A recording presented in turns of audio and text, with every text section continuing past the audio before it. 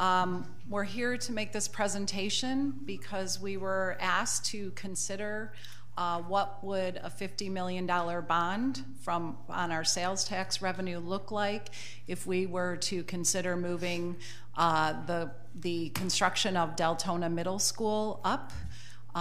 We would need some additional revenue to jumpstart that project. So Jay is here and he will walk us through the process and what other options we may have. Chair, school board member, superintendent, Jay Glover from PFM Financial Advisors, LLC. And yes, we are the district's financial advisor on debt-related matters. And as Ms. Muller said, we will be running through a presentation today that really looks at two financing options. One which is going to be somewhat familiar to the district because it's similar to what we did in 2016 to leverage your sales tax revenues. And then another financing scenario that we think might be beneficial to help minimize some of the interest costs associated with financing projects. So if you start off on page 4 of the presentation, this just briefly shows a sources and uses for a proposed long-term sales tax financing that would be for the term of the remaining sales tax collection. So you'll see the total sources of funds are about $50 million. It looks a little interesting here because the actual par amount of the bonds that are issued will only be about $44 million, and that's just the way bonds are priced. They're priced at a premium, so you actually get more proceeds in than the par amount issued. Again, as you see most importantly here in the project fund deposit, this would generate $50 million worth of proceeds to actually finance projects. If you turn to page 5, this is just some key statistics associated with that particular financing. Again here, the final maturity of the financing would correspond to the expiration of the sales tax in 2031. The estimated all-in true interest cost, I think on a conservative basis, given that interest rates have been declining recently, would be about 2.79%. That would result in about $59.4 million of total debt service paid over the life of the loan, which you can see at the bottom of the table there.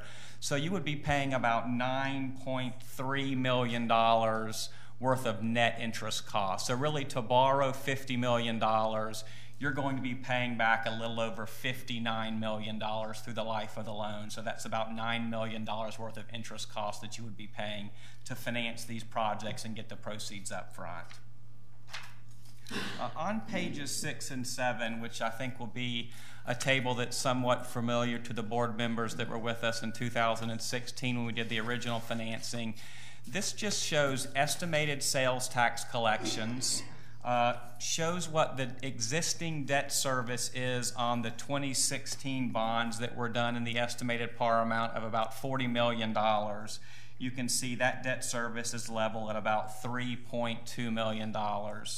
Once we layer on a $50 million financing, which is labeled the Series 2019 bonds, that will bring another almost $5 million worth of annual debt service into play. So what that shows us is that you would still have over 5 times debt service coverage. So when you compare the estimated sales tax collections that come into the door each year as to the amount of debt service you'd be paying on the bonds, you have over 5 times coverage. And that's important to us because the capital markets don't want you to leverage that security stream down too low because the bondholders want to know there's going to be sufficient funds to pay back your debt, even if revenues were to decline over time. And this also is a key factor whenever you look at credit ratings, which is what the rating of these bonds are, and you want that to be as high as possible, thus driving down the interest cost on the financing. So this also shows, and the next page is going to have the same information just from 2025 to 2031. But again, the debt service coverage would remain level at about 5.5 times. And again here, we've conservatively assumed that the sales tax revenues are not going to grow over time. So with any growth, obviously that coverage would improve. We also point out on this table, the very bottom row, that you would have about $37 million of excess sales tax revenues to continue using on a pay-as-you-go basis to fund capital projects. So you'd have the ability to fund $50 million of capital projects on an accelerated basis, and then every year after that, assuming no additional debt, you'd still have over $37 million of additional sales tax revenues for pay-as-you-go, again, assuming no growth in sales tax revenues. So if you flip to page 8, this would really summarize all of those figures. So again, in 2016, we borrowed $40 million for capital projects. This proposed financing would add an additional $50 million worth of funding. And then those excess sales tax revenues for the entire term of the sales tax would add up to about $566 million, again, assuming no growth. So in total, with this plan, you'd have about $656 million worth of total sales tax projects that could be completed when you combine the bond financing and the pay-as-you-go on an annual basis. Page 9, I don't need to spend too much time on it. This just shows a debt service graph. I have a black and white cover, but the red bars are what the annual debt service is on the 2016 bonds. The green bars there are what the estimated debt service is on the 2019 bonds, and then those very long orangish bars are really what your excess sales tax revenues are. So this is just a graphical depiction of really what those tables were on the prior pages. One thing I'll mention, I briefly mentioned the credit ratings, which is something that's very important to the district whenever you do a financing. I will point out that right now your sales tax bonds are rated AA by S&P, and that was actually just upgraded from AA minus back in December of 2018. So the rating agencies came in, took an independent look at your financial position, the strength of your sales tax revenues, and they actually upgraded your sales tax revenue from AA minus to AA. And within that report, they said they expect sales tax revenues coverage to remain strong well in excess of 4.0 times, which is what they consider very strong. So again, that just shows you if you do add this debt, you're still well above what rating agencies would consider very strong debt service coverage for this type of security. I'll also point out Moody's recently affirmed a AA3 rating on your sales tax revenue bond. So both of these are very strong credit ratings in the AA category. And we do not think this additional $50 million of funding, if it were to be pursued, would have any negative impact on those credit ratings. So that's something we're always paying particular attention to because we don't want to do anything that affects your credit ratings.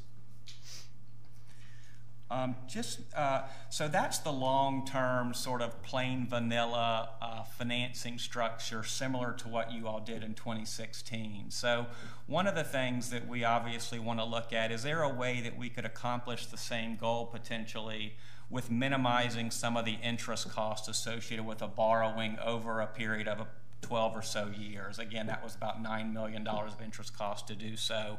And that's where the revenue anticipation note concept comes into play, which I think has some additional benefits in addition to lowering interest costs. So let's briefly talk about how a revenue anticipation note would work. And you can see here on page 11 what the potential cash flows of a revenue anticipation note would look like. But in how these notes work is they're essentially one-year notes that you can roll up to 5 years. So you would do an initial note, say for $50 million, and then you would continue to roll that for up to 5 years.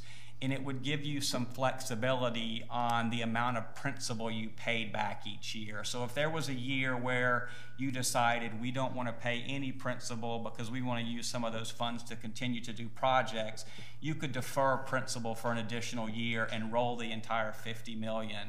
On the other hand, if you decided we wanted to pay down $20 million in a given year, you could also pay down that $20 million and roll the additional $30 million. So obviously, the more principal you pay down each year, the less interest cost you're going to pay. But there might be a scenario where you get into your budget process and you realize instead of using that $10 million or $20 million to pay down the note, we might have a project we want to focus on, and then when revenues come up next year, we'll pay the note down. So On page 11 here, you'll see just one scenario we ran. And this assumes that you did a $50 million RAN, and each year you paid down $10 million. So the first year you would do 50, you would pay 10 down, then you would do a $40 million RAN the second year, and so on, so that at the end of 5 years you would have paid the full balance down. And under that scenario, assuming a 2.5% interest rate, which is a bit conservative for a one-year note right now, you would be paying about $3.75 million worth of total interest over the life of the loan. One caveat here is each time you go to the market for each subsequent year, you're obviously going to have interest rates at whatever the level is that year. So if rates did rise between today and next year, obviously you would be borrowing at a higher rate the second year. It could work in your benefit as well. But here we just assume 2.5% for each annual draw, which we think, again, if you did this today, you'd probably get a little bit better rate than that. But obviously over the 5 years, we want to make sure we're not being too aggressive in terms of interest rates. So again, this scenario would result in about $5.5 million of less interest costs being paid over the term.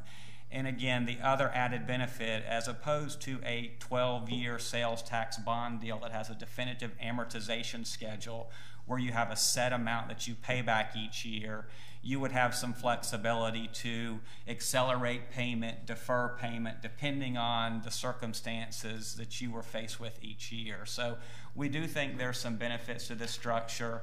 The only one downside, again, is that you would not be locking in an interest rate today at very historically low interest rates. So if rates would rise over the 5-year term, you might pay a little bit of additional interest costs. But again, you know, rates, I hesitate to say rates are never going to get high enough that you're never going to be paying as much as you would with a sales tax bond deal, because you're paying it off over 5 years, obviously. So, I mean, there's a variety of circumstances or scenarios we could look at if you accelerate payments on the RAN or if you defer payments on the RAN, but this is just one base case scenario that we thought might be something to consider to mitigate the legitimate concerns about, you know, paying interest costs with sales tax proceeds, which would obviously potentially eat into, you know, your ability to fund projects. So we wanted to present that idea and then, you know, open the floor up for any questions you all might have on either scenario that we just presented. Oh, and excuse me, one thing I just wanted to mention is, you know, we did talk about the fact that we haven't brought forth the estimated capital budget at this time, but we will be bringing that forward. And so based on your input, your thoughts, you know, we will go back and look at different scenarios if you so desire when we bring forward in a workshop for the capital budget for next year and the 5-year plan. Thank you both. Mr. Glover, just one thing, and then I'll open it up to the board. In addition to interest costs, what are the other costs that are associated with both of these ways of funding? Yeah, so because I see the word fees there, so yeah, fees always get my if attention. you turn to page 4, which is probably the best illustration of this, on the long-term financing, we estimate about $300,000 worth of upfront fees to put that long-term financing in place. So on a $50 million financing, you're talking something less than 1% of the par amount would be professional fees. And I would suggest that half of that is what we call an underwriter's discount. That's what the underwriter gets paid to actually place the bonds with investors. And for anybody that's been involved in signing documents on a financing, there's a stack of documents high that you all approve, and that gets drafted by various lawyers, and obviously we like to get paid too for our services, and the rating agencies get paid, but that's a long-winded say. About $300,000 is what we estimated for this long-term financing. The cost of a revenue anticipation note would generally be much lower than that because there's less professionals involved, there's less documentation involved. The issue is that you know, each subsequent year there'd be additional approvals and documents to pay. So I would suggest to you over the 5-year term of that financing, your costs are probably going to be similar to the long-term financing. but you're going to be paying it over a longer period of time. And to the extent you pay the bonds off sooner than the 5 years, which you would have the flexibility to do, obviously that would reduce those costs of issuance. Okay, thank you very much. All right, board members, if you have a question, now's the time to ask. Ruben, Ms. Cuthbert? I have one question. Is it possible that we could have Ms. Morrissey come up so I could ask her a question? Is it possible for Ms. Morrissey to join Ms. Muller and Mr. Glover? And I think the answer is yes. I don't think you had a choice. It is possible. It is possible. And in fact, she's here. This is Still want to magic. make sure women need choices. Always. I just would like to know, based on your opinion, in what you know what's going on in capital projects, if we bond $50 million, will it be enough to loosen up projects enough that we can go forward with other projects? I mean, is $50 million enough? That sounds like a loaded question. It's never enough. I don't want to answer, is 50 million enough? Let me answer it this way. And this is part of what we will be working on, and certainly we'll be more confident answering your question when we come forward with capital work programs. But right now, the 5-year capital program that you have has fiscal year 21, $50 million allocated for Deltona Middle. And it is taking us time to accrue that $50 million. I think your question gets at, so if some sort of financing program were in place, that money gets freed up, and then that money would become available for us to use during that same time frame for some other projects. So I want to answer you yes, but I don't know right now today to what degree monies are available for other projects. As you know, we have more needs, more requests than monies, but part of the challenge we had last year when we were trying to put together what ultimately was adopted is accruing enough money, both for George Marks and Deltona Middle, and then out other years there were a number of schools, they're large numbers, and it takes time to accrue those dollars, and you're accruing it over more than 1 year.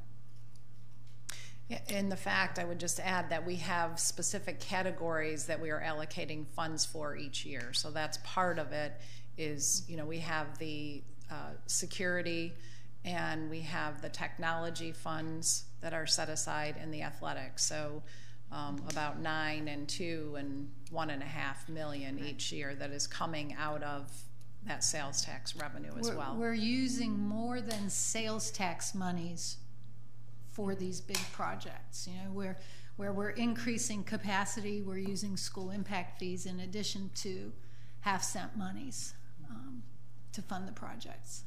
Okay, and I asked that because Mr. Colon last period just kind of just took the cost of Deltona Middle, that 50 million as the number, and that's what you've presented.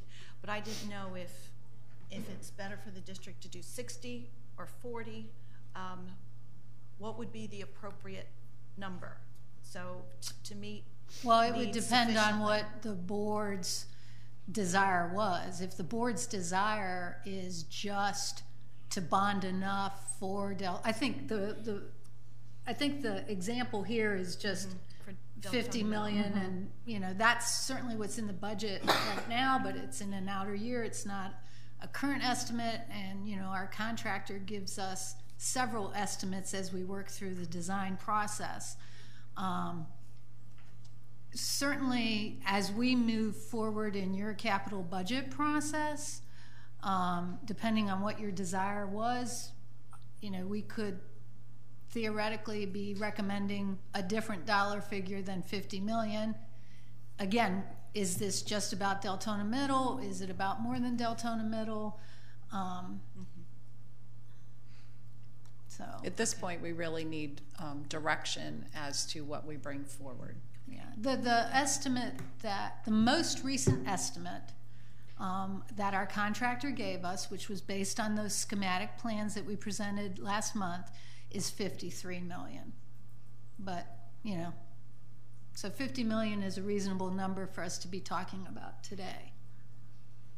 Okay. Did you have any more questions, Ms. Thank you. I know I appreciate your point of Okay. view. Thank you so much. Thank you. And Mr. Cologne. So I think one of the things in the context of this conversation is that Deltona Middle, and if you haven't been there recently, I encourage you to go, is that this is not a want, this is a need. We've got a school that was built for 400 some odd students, 500, something like that, that's now got 1,100 students, and it's working on their projected growth for the following years even more. They're doing amazing things in the arts, their academies, the programs, all of that. They're doing great things with the space that they have. One of the things that I asked when I met with Ms. Muller and Mr. Russell back when was, you know, what does that process look like in determining when we're going to replace the school? Is it a long thought out process? You know, is this, you know, more than somebody woke up overnight and decided, hey, let's put a new school in Deltona? And the answer is no, this is well thought out. And the board, when you made the decision to pursue this and select an architect back when, was based on the need. And I think each of us has a school in their district that has that kind of a need. They have a need as well. One of the things that was encouraging in our conversation was that with this dollar amount, and I think you explained it even better than I understood it that day, it will also allow other projects that are maybe not 50 million to also be able to move forward. Because right now they are pretty much on the list. And so, you know, I use the example in the analogy, and I'll share this with the board just so you all understand my heart, is if I was going to drive, I live 1.7 miles away from my job right now. And so tires last me forever because I never have, they don't have to be perfect because I just drive just a little bit, or I used to at least. And so if I was going to go to the snow, I would have to buy, or if I wanted new tires, I'd go to Walmart and buy new tires. If I was going to go in the snow, which I've never driven in snow, I'm from Miami, I would spend however amount of money I needed to spend to get the right tires on my vehicle that I normally wouldn't do because it's a need. My point is that Deltona Middle is, you know, struggling. It was old when Mr. Russell went there. You know, one of the principals says they played football there. I mean, the locker room looks exactly the same way it did in 1902. And so I just wish that, you know, again, I know you all considered this in the past, and, you know, I hope we could consider this not as a want or a desire versus a need. You know, we've got, you know, one of the interesting things, and it was brought up at our city commission meeting because I brought out some of our city folks out to Deltona Middle, you know, and Commissioner Bradford, who is on one of our committees, Oversight. You know, she said, you know, guys, you know, we at the school when it's lunchtime, you know, if it rains or on a good day, they eat outside. If it's hot, half the students are eating outside. If it rains, they eat in the hallway. Again, this isn't a want, this is a need, and I think that it's a great school, it's doing great things, and I'd personally like to see this project move forward, but not so much in only the selfish sense of the one in my district, but also the fact that there's a lot of projects in my district and your districts as well that are depending on this funding. So thank you. Thank you, Mr. Cologne. Very passionate. I like it. Ms. Wright, Ms. Haynes. Ms. Haynes. Okay, I'm going to speak from a different viewpoint. So when we sold the half-cent sales tax to the community and parents and even educators, we did not sell it as if we're going to raise this money, but in the meantime, we're going to then bond out and add additional interest cost. So even though you've done an excellent job with this presentation, we're then taking part of the sales tax money that we're raising for the categories that we told people we would raise it for and what we would do with it, and we're now paying it in interest. So, reviewing past projects and even looking at what's on the board agenda for today on consent items that we're going to vote on, we typically, and it's just a part of construction, you don't bring projects in necessarily on time because there's always the unforeseen piece that you run into. I am taking the stance that we told our community where the money would go. We did not publicize, well, raise the sales tax, give us the money, and now we'll bond out and we will pay a part of that out in interest, which then is not going towards any of the projects. I've been to Deltona Middle. My children went through Deltona Middle. I know what the condition of Deltona Middle is. Yes, it is a need, but in my opinion, bonding and paying part of the money we're bringing in now as interest, which then is not going towards building schools, not going towards technology or security, I don't agree with that because I want every penny that comes in to go straight into what we sold that half-cent sales tax on. And we can get more projects when we're talking millions of dollars versus paying it in interest. Thank you. Good point. And Ms. Wright. Thank you. Hearing what Jamie said, so I just want to make sure, because initially our projections that we estimated coming in is exceeding what we're receiving, correct? We actually projected maybe, say, 20 or 30 million, but now we're receiving about 40 million. Am I correct?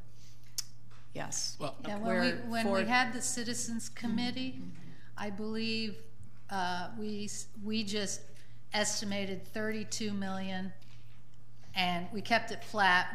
We put in an inflation factor, but from a revenue, we were very conservative. 32 million, just carried it across. Okay. So yes, we're bringing in more. Okay, and so in hearing that, I kind of slightly see it different than she does, because I understand there's a cost to do business, and the longer we wait, construction costs increase. Mm-hmm. And so actually we're not saving our taxpayers any money because we're going to pay it either in interest, that if we looked at the, and I'm more in favor of doing it on a short term, 5 to 7 years, than expending it out over 12 to 15 to 20 years. We're going to pay either way. It's just where do we want to pay it? Mm-hmm. Either we're going to give it to a construction company or we're going to pay interest and get it done at a cheaper price. Okay.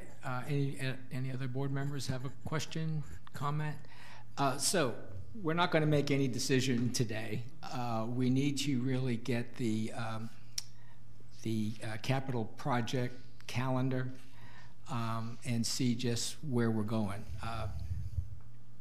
Obviously, Mr. Chairman? the question becomes, excuse me, and I'll let you speak. The question becomes not just having a bunch of money to spend, but being able to manage the work. And that's what it just sticks in my claw from the 2001 bond issue. Mm-hmm. We went crazy, bonding money. Mm-hmm. You wouldn't believe the interest. I forget what it was that we paid in interest, but I know Sarah Lee would know. Probably over $50 million or more. And so we had all this money. We hired all these project managers because we couldn't possibly start these schools. The money just sat there. We kept paying back the interest. And as I said to people, we passed that in 2001. I was at Ormond Beach Middle School, which was at the time was at the largest middle school. You'd think Deltona Middle has issues. Mm-hmm. Ormond Beach Middle School had 1,650 students. We had 6 lunch periods, mm-hmm. 6. We had more students than Seabreeze. We had more patches on roofs than anything that you can imagine. We started that school from that bond issue. We were the we were the last school to get money. Am I correct, Sarah Lee? Yeah. And I think it was about 14 years later, 13, 14. Well, it started in 2005. Yeah. So Yeah, I think we that finished gives in you 10. an idea from 1991 to 2005. So 14 years later, we had a need. We had a need, but you know, so did Mainland, and so did Seabreeze, and so did all the countless other schools that were out there. So as I hear the plea, because of the age of the schools and so forth, each of us could identify a school in our district. I know Osceola comes to mind with me right away. Built 1955, suffered through every hurricane there is. It looks like, you know, it's not pretty, and it's on the beach side, and you know, it's just one of those things. So I think what we should do, and I'm not saying, you know, yay or nay to anything, but to help the board, it would be great, Ms. Morrissey, if when you come back, I don't know when you said you're going to come back with the capital program. When would that be presented to the? I would like to be given until April. April, yeah. Okay. Well, that's fine. I'm just saying so that you can kind of show us kind of a scope of, you know, which projects you see coming on board next and next, and you could show it to us in a way that if we bonded the money, what the schedule could look like, and if we not borrowed but used the revenue anticipation note, what the schedule would look like, or if we just continue to pay as we go, what the schedule would look like. So you could give us 3 schedules to help the board, you know, just kind of say, like, what can you live with, what makes sense. Otherwise, I think we're all kind of, you know, we're just not sure. And also be honest with us and let us know. I mean, and you are always honest with us, but let us know if you felt like we would need to hire additional staff. When I say staff, facility folks, to get these projects going in a way that we would all be able to. Does that make sense to you? Is that okay? I also want to correct myself because I misspoke at the last board meeting or 2 board meetings ago when I said that your predecessor, Ms. Johnson, and I thought that Deltona Middle would not be affected by the pay-as-you-go. And it wasn't Deltona Middle, it was George Marks. George Marks, that was the one that was set to go, and I said it was Deltona Middle, so I want to correct myself for that. Now, Ms. Cuthbert, I think you had another question. Well, I was just making sure that we addressed Mrs. Muller's question about the direction. And from what I gather, there are quite a few of us that are definitely interested in bonding to get a lot of these projects going, because I just wanted to let Mr. Colon know that 1/3 of the student population at Spruce Creek High School are in portables. And their auditorium is original. So it's just, you're absolutely right. Yeah. Thank you, Mr. Colon, for saying that every district has at least one need. So, but we are interested, because my thing is I do not want neighborhoods of the haves and the neighborhoods of the have-nots. Right. Okay, thank you. Yes, Ms. Wright. Mr. Chair, what I would like to ask Sarah Lee, if you're okay. Yes, go ahead. I know you said April, but is it possible in our next meeting that you bring back to us exactly what we tentatively have? Because I think that will give us an idea. We know we have George Marks, we know we had Deltona Middle, we have Tomoka, and we're finishing up Chisholm. So if you just show us what we have now, what are the top 5 priorities, that I think will give us an idea of where we are. Because the 5-year plan, it can change, but what are our priorities today? In the next workshop, is that what you're, in the next workshop? It would be at a yeah. workshop In setting, March, of course. Yeah. you're asking. Okay, Yeah. in March. Yes. That's good. I see that you're welcoming that so much. Okay, yes, Mr. Coleman. Just one thing, and I'll point this out.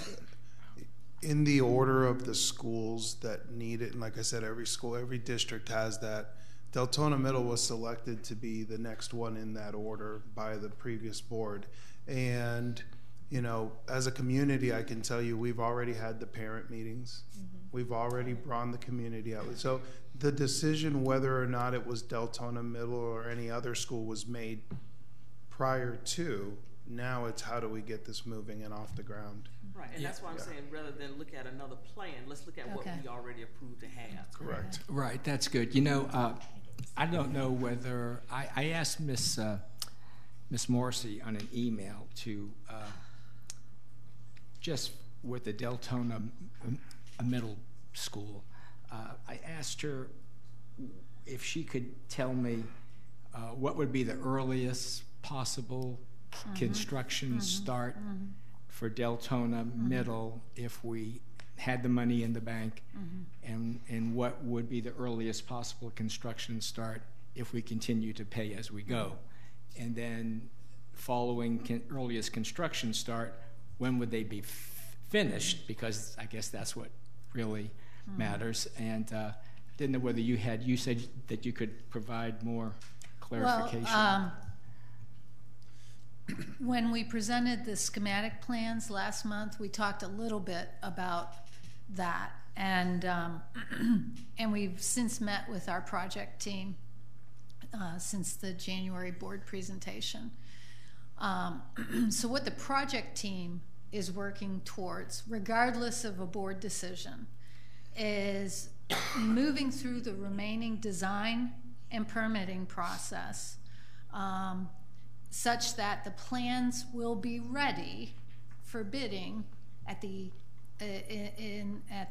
fourth quarter of this calendar year, which would mean the very earliest that the project could be ready would be this time next year, February 2020.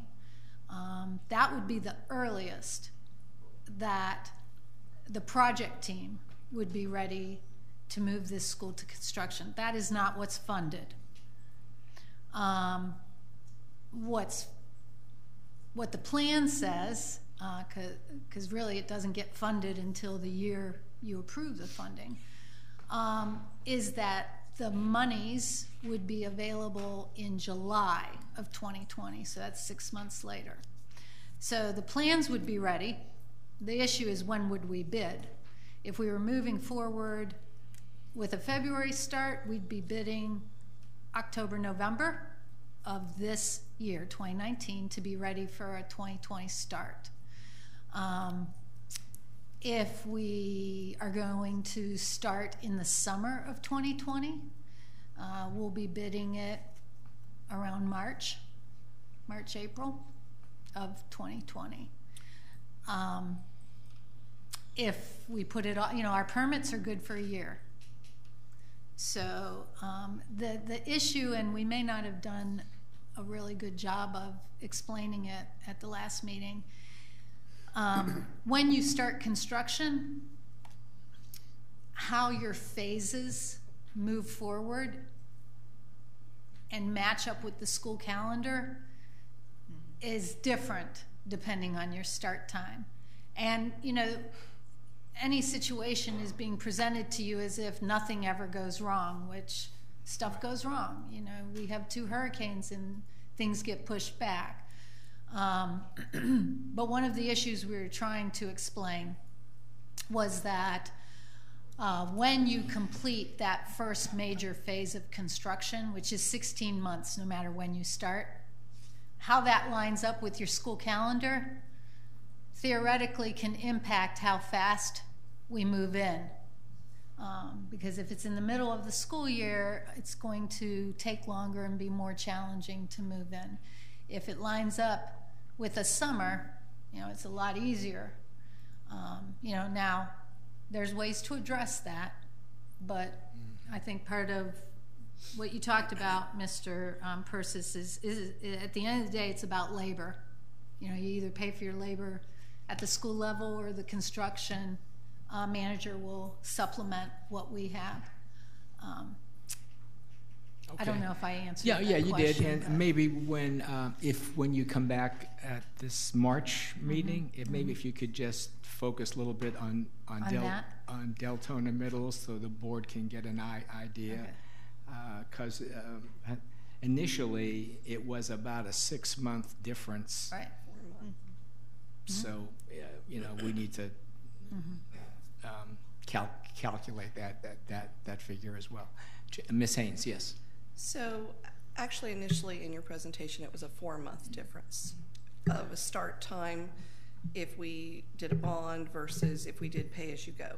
But then to add to what Ida just said, the money appears to be coming in for sales tax higher than what we originally projected. So if more money is actually coming in than what we projected, then actually our project should be able to move up if, number one, all of the legwork has been done and the construction has been put out for bid and we're ready to move forward. So I still have some questions about what we're doing playing with numbers.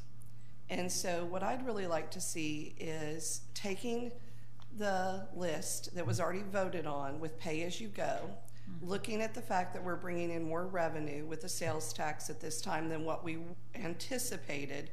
Does that change the time frame for the pay as you go piece? Knowing, of course, you can't move forward until things are set. Like, we can't just say tomorrow we have a construction company ready to start. We know that. So I would like to see that piece. I want to see where the numbers are now, because if more revenue is coming in, then projects should be able to start sooner. But I've been here a long time, and I actually happened to be on the cadre team the year that DeBerry Elementary, Forest Lake Elementary, and Volusia Pines were all going to open in time for a school year, and none of us opened in time. 1 week prior to school starting, they hauled in portables from anywhere they could find them to the back of Enterprise Elementary's campus. And we lived in those portables with or without furniture and taught children until Christmas. And then we moved in over the Christmas break. So I'm not as tied to a calendar, looking at a school calendar and saying, we promise we'll be in by this date, because promises don't happen. Hurricanes happen. You run into something in the infrastructure piece that you didn't know was there. What I still go back to is, if we can use an additional $9 million towards projects versus paying it in interest, and if we're bringing in more revenue now than what we even anticipated, then we should be looking at a different timeline for what. And I'm not into changing who's next in line, because that's already been decided.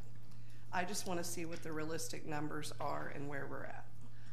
I would just like to add one follow-up.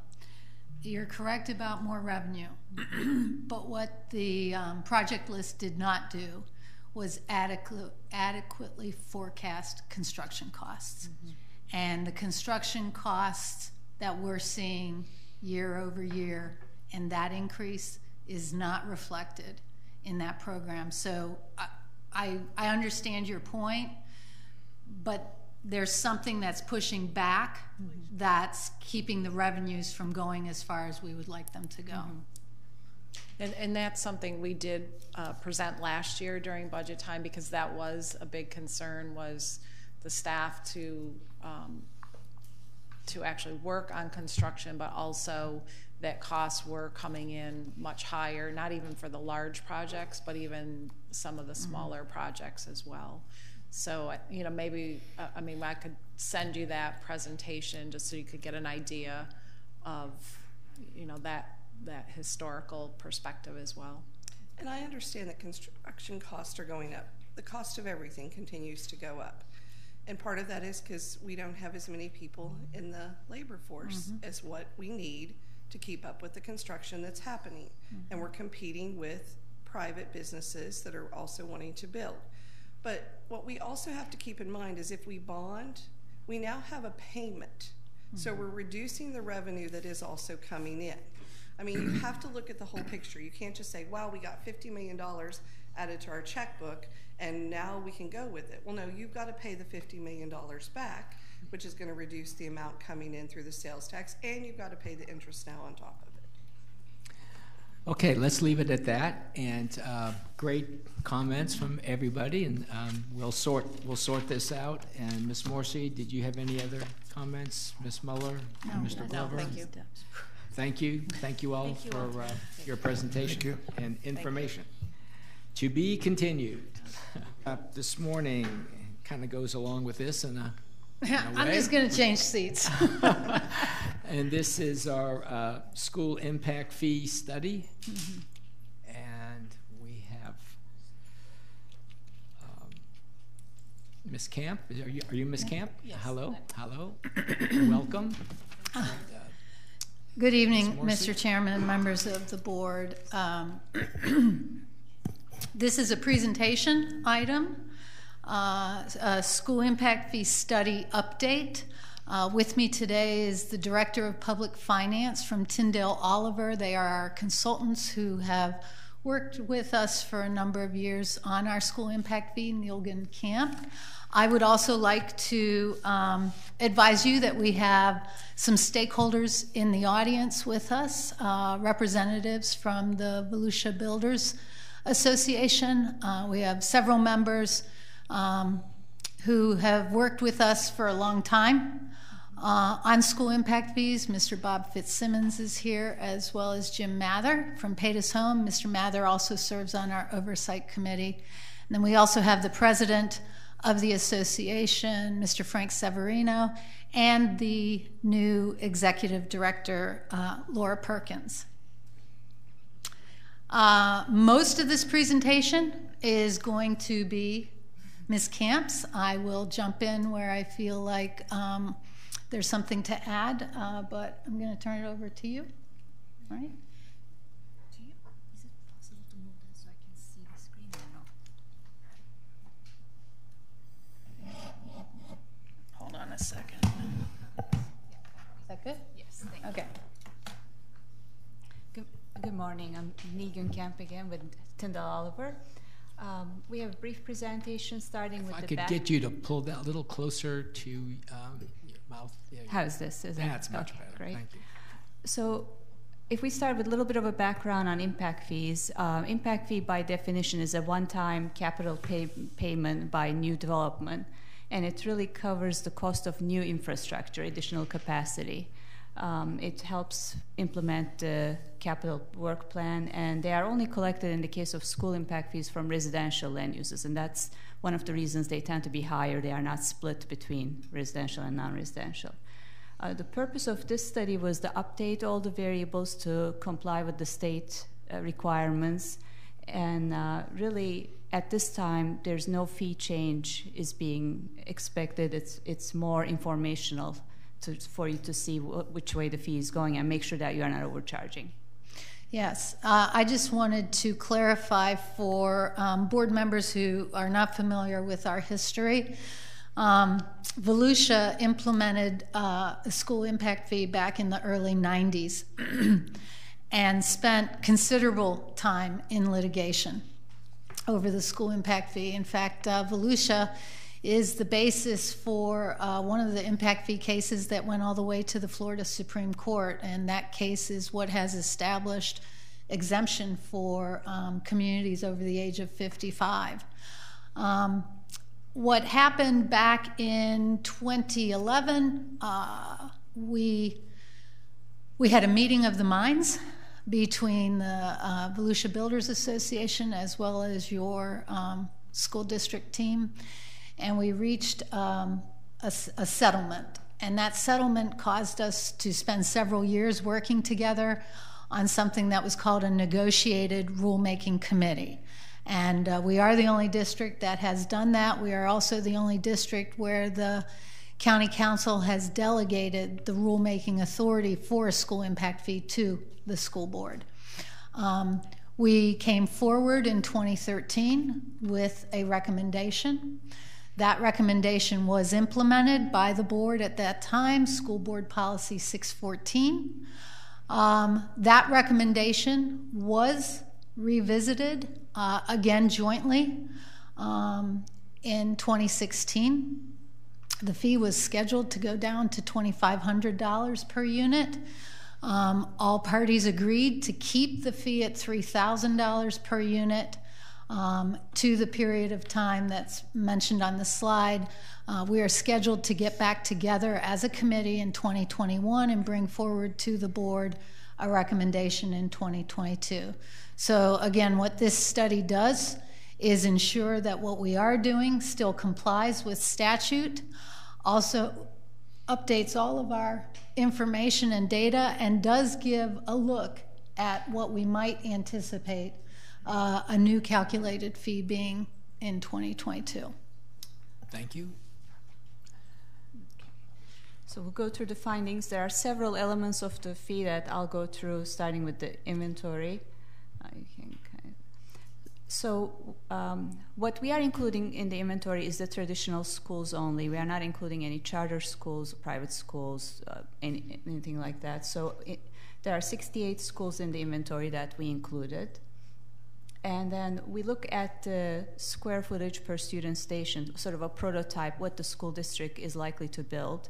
And based on recent construction and discussion with staff, we came up with 125 or to 128 square feet per station.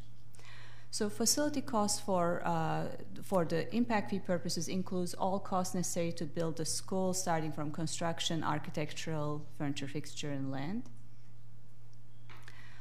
In estimating the construction costs, we reviewed any recent schools. There were two. One was all the way back 2012, one was more recent, 2017. We look at the insurance values of the existing schools, even though that tends to be lower than actual cost, it gives us an idea, at least as a base.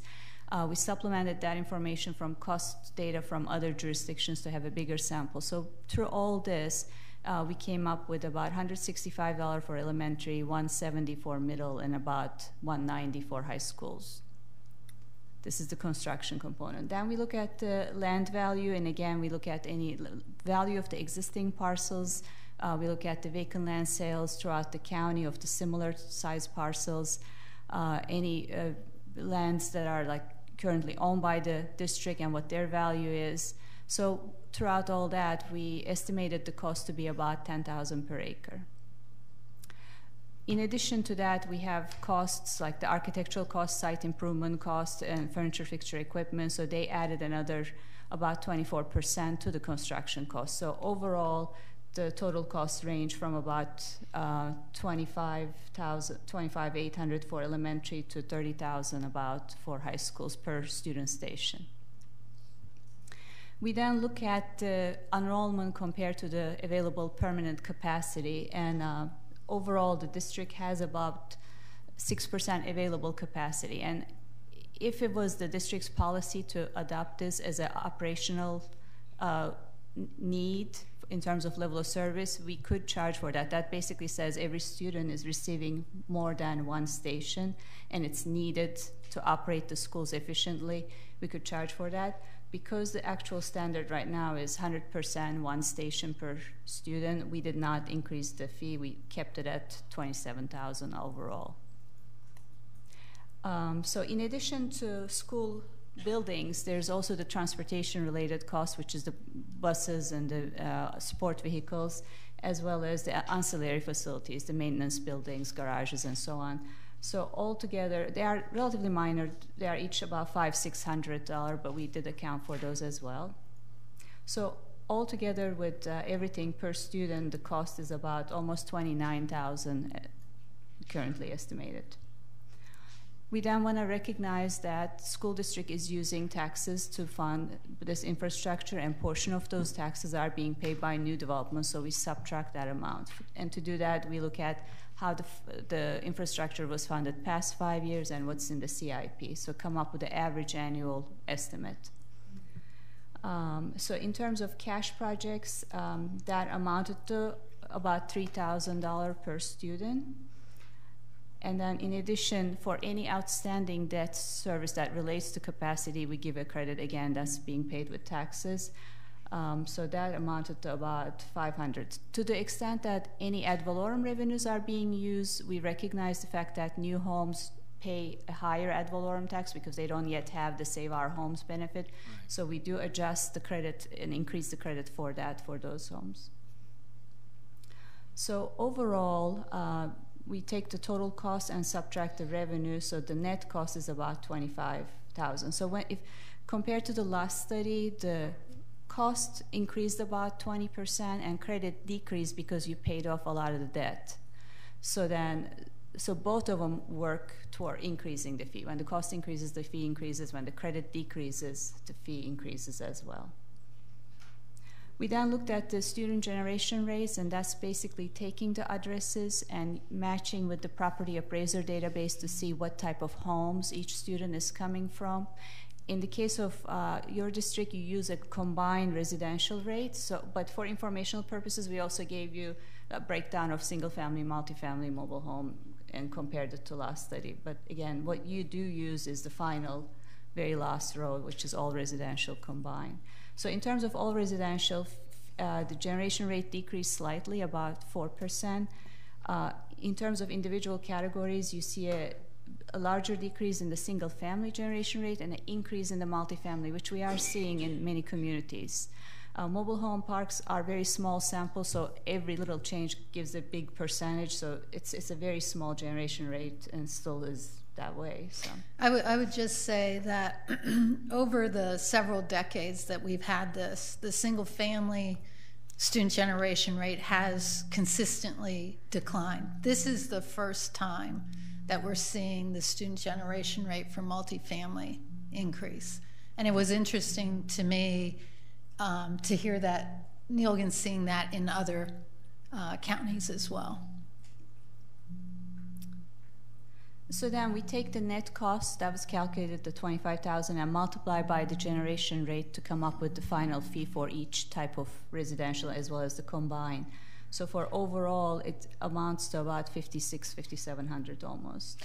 And I would just say this particular calculation is one that we will utilize with our growth management analysis, our coordination with the local governments.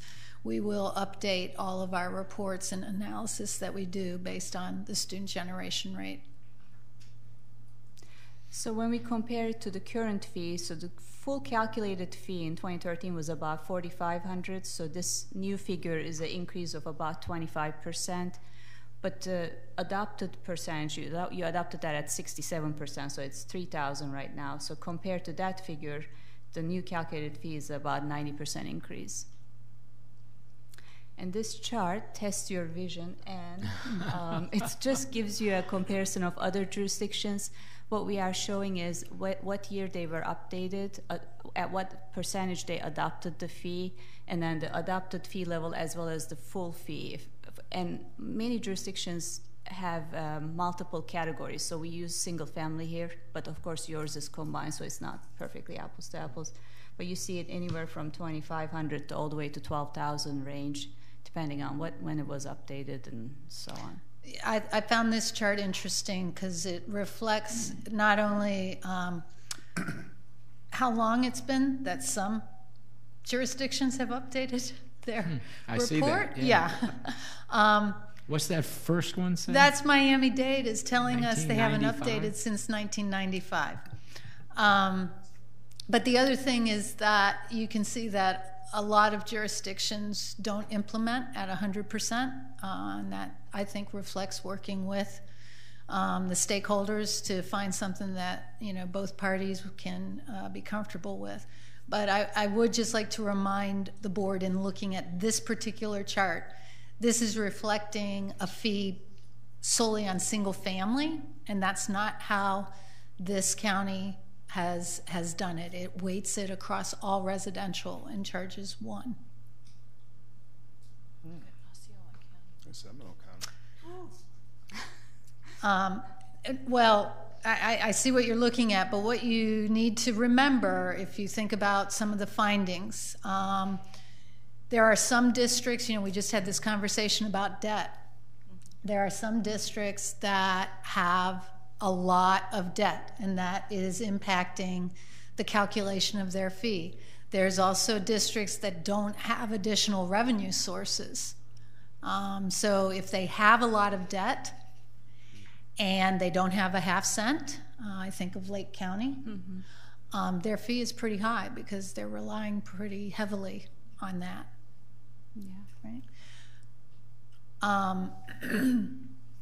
Our recommendation to you would be that we place this study on your consent agenda at your next board meeting. We would not present again unless you directed that of us.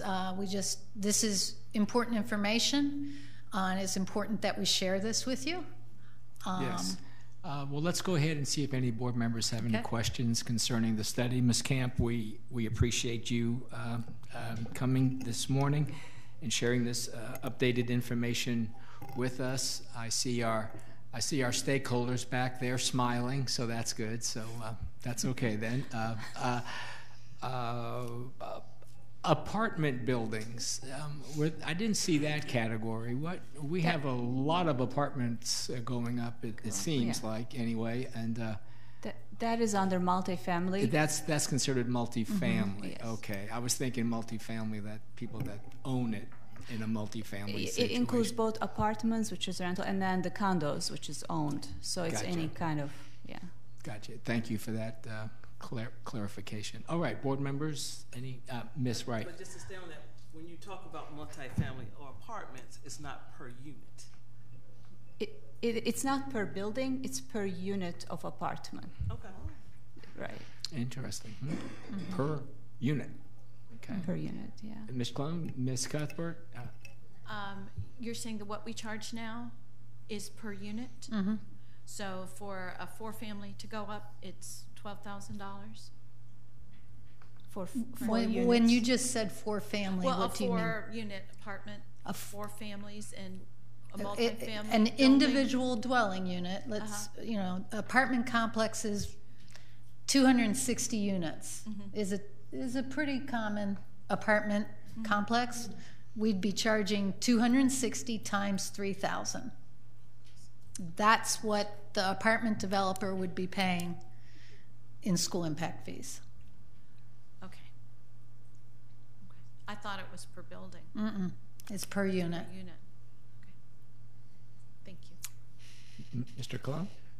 I have Question? nothing. No question? Ms. Haynes, did you have a question? No, my questions were No questions? Okay. Well, I think if it's okay with the board, then we'll go ahead and take your recommendation of putting this on consent. Once again, we appreciate the information. And is this something that we're going to get every year? No. No.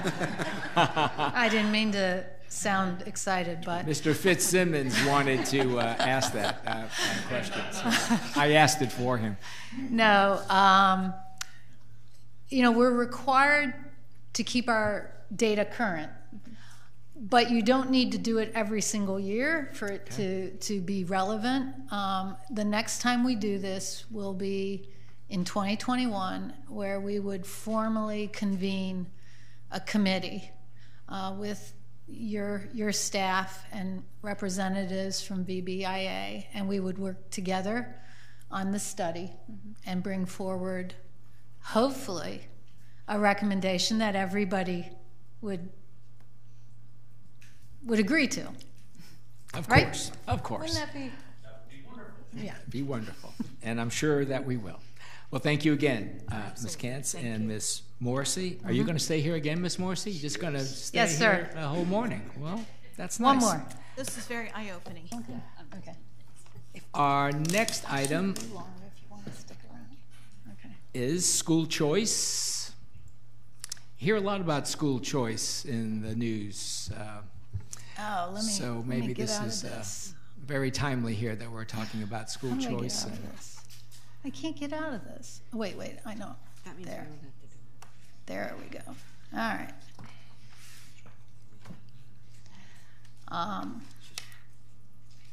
Mr. Chairman and members of the board, we have some colleagues of mine joining us. On my far right, this is Marion Ridgway. Both work with me and are going to help in this presentation. For the most part, Marion's going to carry our show. She implements School Board Policy 203 for the most part. So just wanted to open with a very brief commentary. I wasn't real sure what you wanted included in this presentation, and in order to keep it concise, we're pretty much limiting it to the board's controlled open enrollment program, which is outlined in School Board Policy 203. But there are a number of school choice opportunities, and we've talked about them at various times, many scholarship programs. Our charter schools are very much a part of the choice program, both within the state as well as here in Volusia.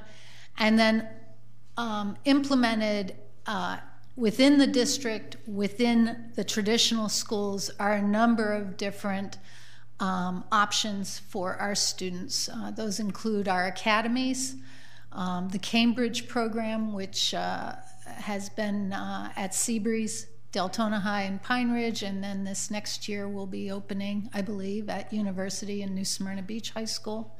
Our IB program at DeLand High and Spruce Creek High.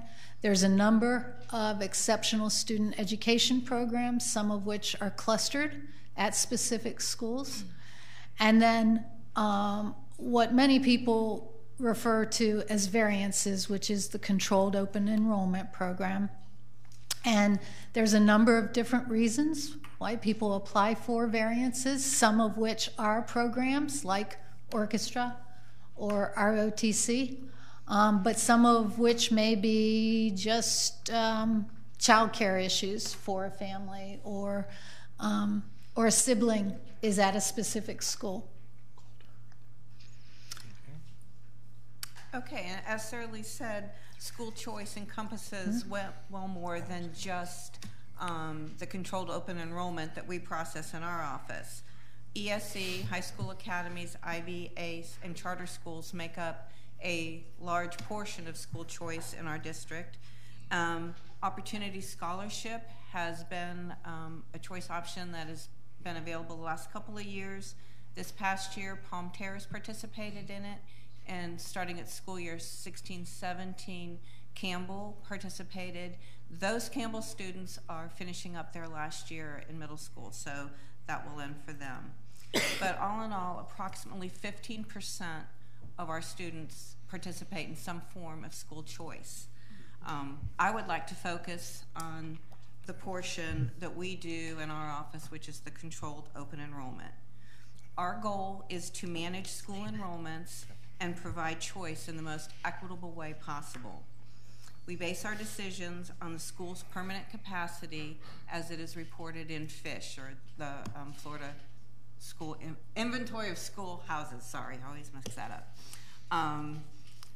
Available capacity for the upcoming year is based on our projected student enrollments. We use those numbers to determine our capacity until the 20-day membership is released. Our capacity information is listed on our website so parents can look and see what schools' capacity concerns may be. Students with approved choice applications are expected to maintain certain guidelines to stay in good standing. We expect that they maintain good grades, good attendance, and good behavior. Transportation is the responsibility of the families. If a student does not adhere to the conditions I just mentioned, the principal does have the right to revoke a school choice assignment at the end of the first or the second grading period, or at the end of the school year. And let me just comment on that for a minute. What we indicate each year, we send, actually it comes out from the area superintendents, but we advise our principals that what we consider a best practice is that we notify our families when they're in danger of having a variance revoked, and on what basis, whether it's an attendance issue, a grade concern, behavior, whatever, and that family has an opportunity to improve the situation. We also, except for unusual or extraordinary situations, we do not recommend that variances be revoked during the second semester, and that is because of continuity and testing. So the focus is, what's going on in that first semester. Oftentimes we'll say either at the interim report or at the end of the first 9 weeks, send out a letter, give the family an opportunity to change the situation, and then if you need to revoke, you do that at the semester break. If something happens during that second semester, you revoke at the end of the school year. Sorry. Okay, we have classified our schools into 3 categories: those that have substantial capacity, those with limited capacity, and those schools that are considered at or over capacity. Applications that are made to schools with substantial capacity are approved. These schools have a projected enrollment less than 85% of their permanent capacity, and we encourage applications to these schools. Mm-hmm. We make decisions and notify families as those applications come in. Schools that are considered at or over capacity generally have those applications denied. We do have some limited exceptions if a student's parents work at the school, or if there's a sibling attending the requested school. Those are most often approved. And additionally, if a student applies for and is qualified and approved to attend an academy, IB, those students would be approved to overcrowded schools. So they're not completely, doors aren't completely shut there.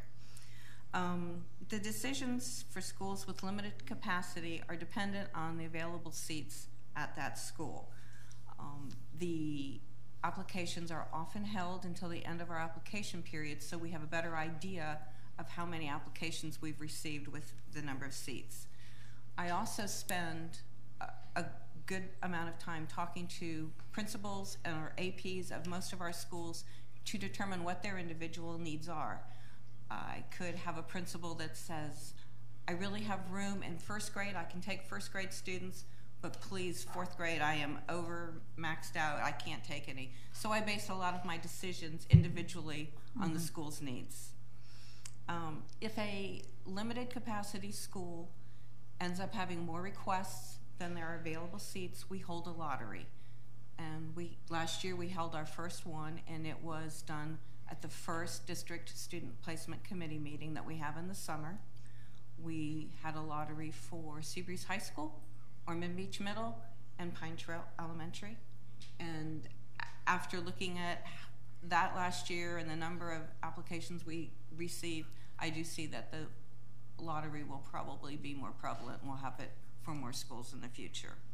The other thing that I think is impacting that is, if you think about the last 5 years,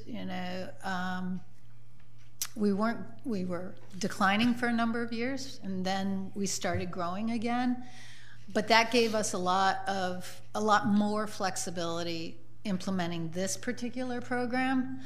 As we're starting to see some enrollments climb in some areas more so than others, that's going to impact our ability to approve a higher number of variances.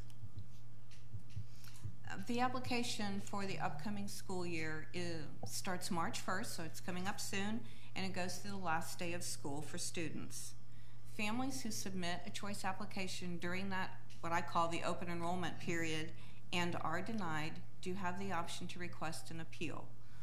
The appeals committee hears approximately 30 appeals a week for the summer, almost every week. I think we missed the 4th of July week. And so if families feel they have extenuating circumstances, they can request an appeal. If that appeal is denied, they do have one final appeal with the area superintendent's office. Okay. Thank you, Ms. Ridgway.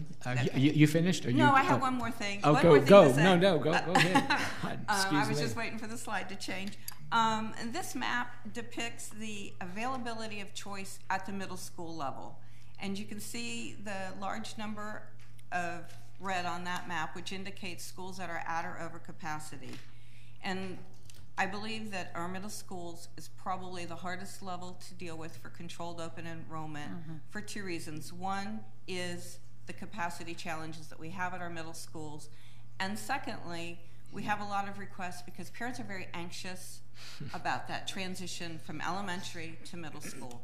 So we have a lot of requests. They want everybody to be with friends, and they want it to be as smooth as possible, which is certainly understandable. But approximately 75% of all of our applications are approved, and our office spends a lot of time speaking with parents, educating them, and counseling them through this whole process. Now can I say thank you, Ms. Ridgway? Okay. I'm sorry. Right. And you can ask questions. Oh, yeah. Well, Eric, were you gonna chime in here with? He's here for moral support. I'm more moral support. Oh, you're moral support. Okay, you're the shield here. Yeah. You're a big guy. All right. Okay. So questions. Let's start with Ms. Cuthbert. There's an awful lot of building going on in the west side of my school district, in the west of New Smyrna Beach and west of Port Orange, and all those schools are at capacity. When there are these new schools, these new students who could very well be part of these families moving in to these new homes, can they attend, since they are in the jurisdiction, the zone of these overcrowded schools? Do they have to go elsewhere, or do they get admitted? No, we have attendance zones for that reason. If you're a resident of the area in that attendance zone, that is the school that you would go to. That's part of why when you look at our limited and at or over capacity, these are not at 100% because we have to keep room for programs and for students that are going to be moving in. Okay, thank you. Ms. Cuthbert, I just want to make sure I understood your question. Were you asking about would a zone student ever be denied because it was already filled with out-of-zone students? That was my understanding of the question, yes. Okay. Yeah, especially new housing. There's so much new housing going on. And that's part of when Marion mentioned for the next school year, the definition of schools at or limited or substantial are based on the projected enrollment. So part of what we're looking at is not just roll-up, but part of Eric's responsibility, and it ties to that school impact fee study that we just talked about, is looking at where new residential is and what we are anticipating the impact of the new residential to be. You know, it's not just that there is new residential happening, it's what kind of new residential, what is the value, when is it anticipated to start going vertical. You know, there's a good year of what I always call the horizontal development, the site development, before you start seeing the homes, and then the rate at which they do build the homes as well. So.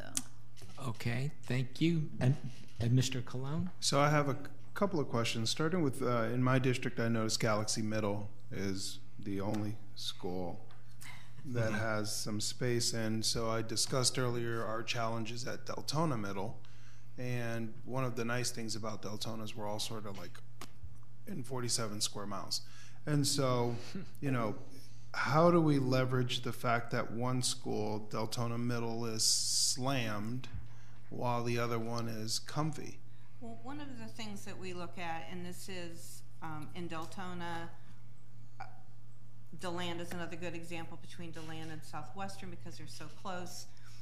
We look at the number of applications. So if I have 10 that want to leave Deltona and go to Galaxy, and I have 15 that want to go from Galaxy to Deltona, that's pretty much a wash. And so we can make that change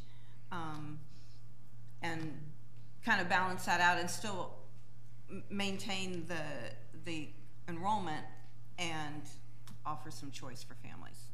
So, Mr. Superintendent, I don't know the answer to this question. I'm new. I'm going to use that as long as I can. And so, time's up. And so, how does this work out? So again, I used the description of Deltona Middle slammed, yet we have another school that's under capacity. And we could take this offline, but how do we rezone? That's a big word. I know, I said it. So that we can decompress a little bit, because right now what you're describing is an application process, and so a lot of my parents don't even know they can apply for another school, but they have to provide transportation and do all of that. And so I think there's opportunity there. So I would like to comment on that. Ms. Morrissey. Before we would undertake a rezoning, I would want to fully explore, you used the word slammed, okay? But, if we have a school that's 90 to 95% of capacity and another school that's 105% of capacity, that variation between the two is a minor fluctuation and not one we would first be looking at what's contributing to that. Could be program. One of the fallacies of using permanent capacity is that oftentimes there is a program at a school that is not adequately being represented in the Florida inventory of schoolhouses, and there's really nothing we can do about it. It's kind of just the archaic nature of the way our state kind of looks at capacity and does not necessarily change over time, quite frankly. So if you look at our middle schools, you will see a number of middle schools that have portables on campus, but they may only be at 100 or 105% of capacity. And so before we would recommend to you a rezoning, I would be looking at the current conditions, the whys. Interestingly enough, it has been relatively recent that we've seen what we're seeing at Deltona Middle from a student enrollment standpoint, because quite frankly, 5 years ago, we were receiving a lot of requests to leave that school and not very many requests at all to attend. Awesome. And those, programs, leadership, there's a number of things that can make a difference in that. And so I would just say to you, as your staff, I would look at a number of different things before I would come forward with a staff recommendation on a rezoning. Cool. Hang on one second. Let's see if Mr. Russell would like to comment. I would agree that you have to look at a 5-year trend. And you also have to look at other external factors, being one, Ivy Hahn, which is a very successful charter school. And both Galaxy and DeLand Middle are the two schools that are impacted the most. So what to do with our traditional public schools, just what Deltona Middle and Galaxy and Heritage are doing. They're creating special programs to keep the children, at that school. But I would, as I said, and as Ms. Morrissey said, you have to look at the last 5 years and the trends in that. And then there is very little difference because, the portables that, they're at Galaxy. That you have portables there and you have them at Deltona Middle and Heritage. And yet, Galaxy is showing that it's at, 90% capacity or 95%. Mr. Cologne? And I have one more question. In our communication, so I am not looking forward to March.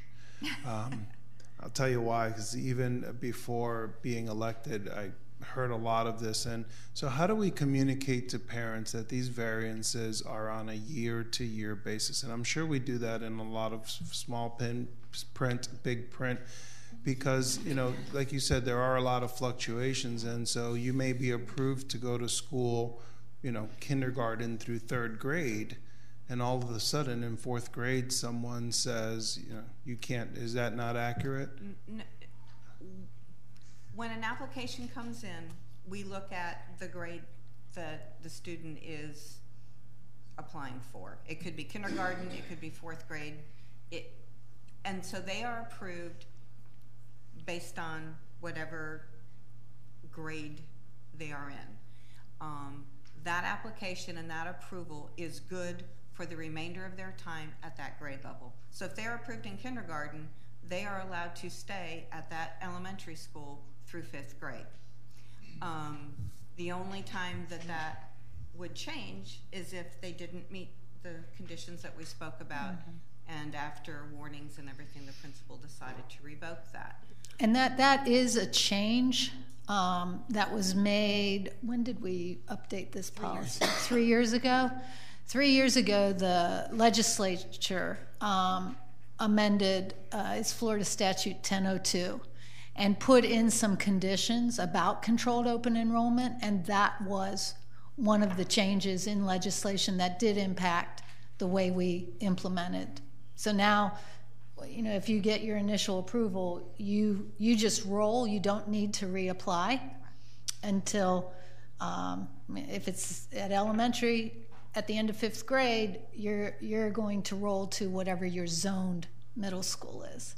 Great. And then we send letters to families to notify them of their decision. They're either notified through their parent portal account if they choose to do an online application, or if they do a paper one, we notify them by mail. The letter clearly states that it is good for 1 year, or it is good and you do not need to reapply. We also in our office will send out, I'm getting ready to do that this week, send out letters to families who need to reapply. And most of that are families who have moved during the school year. They've applied to stay, and that is only good for the remainder of this school year. But we do notify it, and they get a letter that states that as well. Great, thank you. Thank you, Mr. Colon. Questions, Ms. Haynes, Ms. Wright? Well, it's an interesting topic. It's always full of tension and anxiety for the parents. As a principal who had the good fortune of serving at a lot of schools where parents wanted to have their children, let's say, I dealt with it so many times. And as you know, one of the issues, and I probably was the principal that moved children out of schools more than most, but I would do just what you said, first grading period, midterm report. I'd let them know things aren't going well, you need to get this fixed, first report card. If it wasn't fixed, I sent them out. And the earlier you do that, the better. And it sets a tone, because let me tell you, it spreads around to the other parents who find out, whoa, Persis is serious about this. You better get your kid in line. Secondly, the things that complicate it, though, is the siblings. So Johnny's not behaving, but Mary's perfect. So do we, now Johnny's out, can Mary stay, or yes? Well, I know the answer is yes, but the parents are like, now you're splitting my family. I said, no, I am not splitting your family. Johnny is responsible for splitting your family. Always put it back, you know, right where it belongs. But it is an issue out there, and with our governor and our new commissioner, who is no secret, are very pro-choice, and families should go wherever they want to go. That kind of attitude, and so I know it puts more pressure on our school district, as you all have to deal with these applications. So She just came in my office yesterday going, it's already started. Who did? I did. Oh, It's already yeah. started. Well, March 1st is Right right around around the the corner, corner. yes. Yeah, it is right around the corner. Yeah. But I commend you, and I commend the people that serve on the appeals committee. You may want to mention those titles of the people that serve on that committee, because it's quite a group. So in the summertime, It's harder. Yeah. in the summertime, it's a different committee than during the school School year, time. because during the school year they're dealing primarily with discipline. In the summer, it's solely this. I chair the committee. We try to always have either a psychologist or social worker with us. Always somebody from health services, Debbie Fisher or someone under Debbie. Always somebody with ESE. We like having a principal. We don't always get a principal, kind of depends on, Yeah. kind of a lot of people take vacations at a certain time of year. So sometimes we don't always get a principal. We like having somebody from transportation. Basically, those career specialties, we like having them because invariably 80% of what we're hearing from a family has to do with something that's represented by one of those expertise. And we allow 15 minutes per appeal. It's hard to keep everything to 15 minutes, but I will tell you that, and I think most of us feel pretty good about this, it does give us an opportunity to help some families, whether it's with moving them because there is some sort of extraordinary situation, or whether there's a communication issue and something is just not happening. And a lot of families don't know how to navigate the communication ladder at a school, so to speak. If it's something that has to do perhaps with an IEP, they don't always know, how to get in touch with the right person. So oftentimes we're problem solving. Yeah, you are. You usually have a social worker there too. We like having either a social worker or a psychologist. Yeah. Mm-hmm. And these appeals, most of them, would it be fair to say, are through a telephone or half and half, or are they all starting to show up now? Most are in person. Good. Okay, good. But even if they can't show up, they're allowed by telephone. You do make it available through speakerphone and everything. A lot of people can't leave work, and so yes. We have had people participate in an appeal from another country. Wow, that's amazing. We've done conference calls because we'll be with a divorced couple, and they both want to, so we'll do a conference call. Mm-hmm. Yeah, it's interesting. If you ever want to sit in on one time, you all should do that. Well, okay. Thank you again. We appreciate the presentation. Board members, how about if we take a break, come back at say 11:45? That work? Okay. We're in recess till 11:45.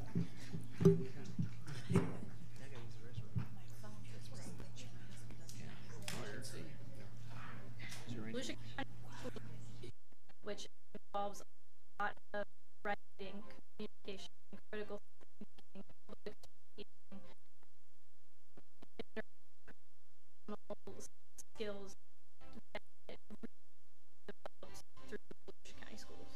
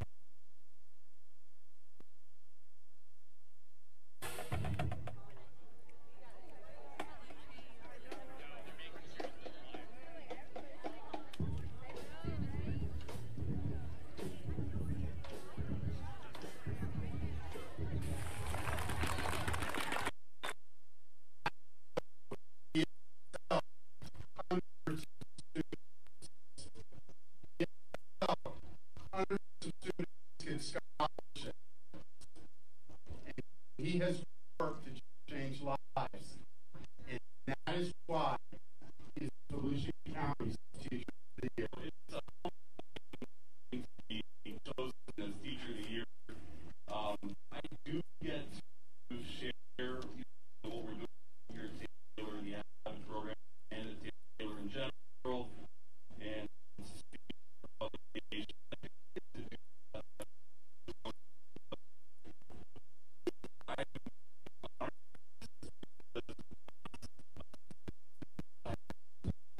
That's really all of it.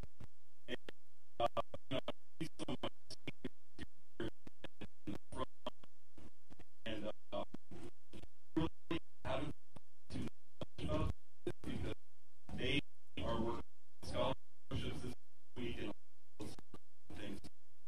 I really want, you know, all this accolade, whether you believe I'm saying it or not, I mean it. This is about you guys because you guys put me here. So thank you.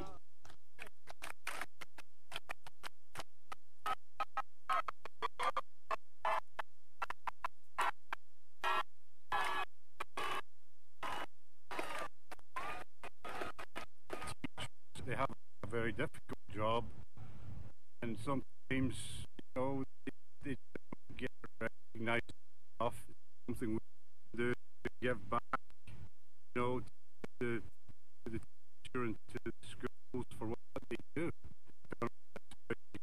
Yeah, I'm proud to be here.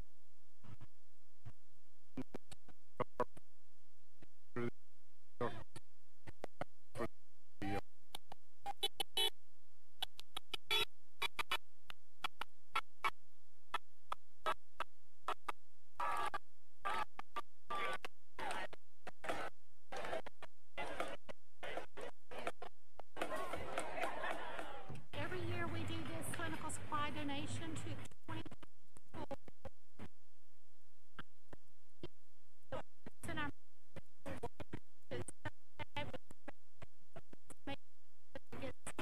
in the cars. We're having the school.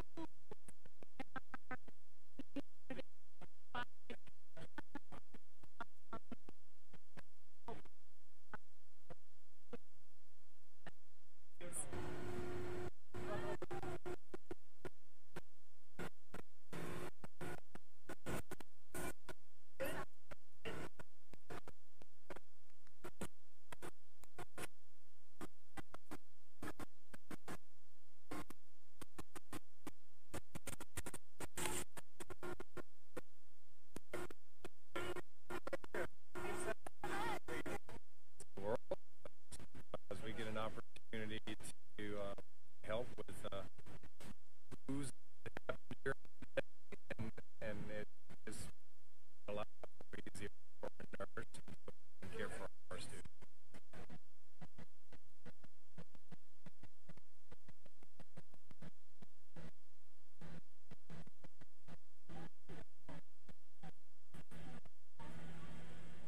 Hi, my name is Adrian Avram. I went to Blue Lake Elementary, DeLand Middle, and Mainland High School.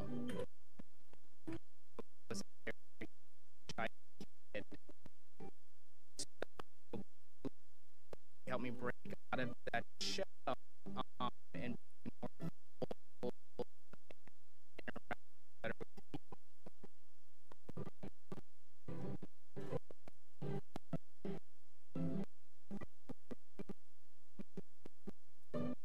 At the Academy of Multimedia Technology, where they did graphics design and networking, and that's what really pulled me into my career choice.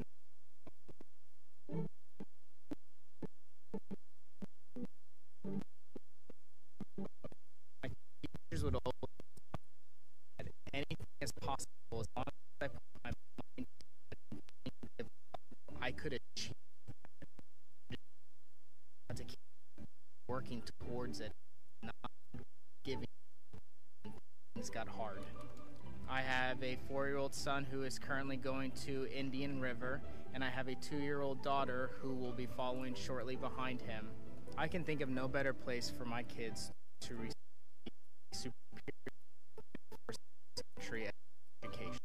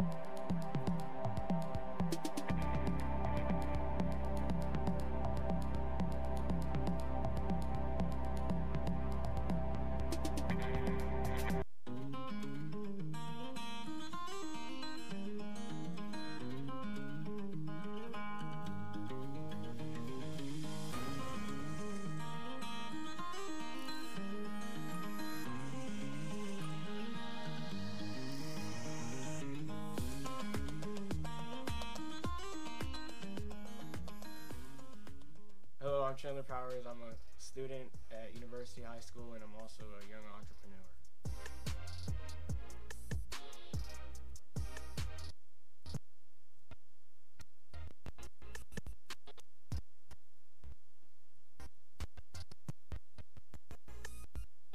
The beginning process is the most important process, which is planning what you're going to do onto the campus. And then I got ready. You're in, you're out. All right, we're going to get ready to start here.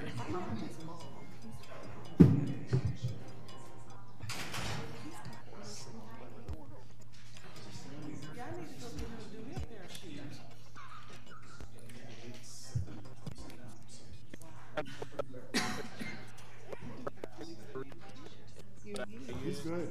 The brave. Okay, good morning once again, and we're going to reconvene our school district workshop and our next. And I see two people approaching.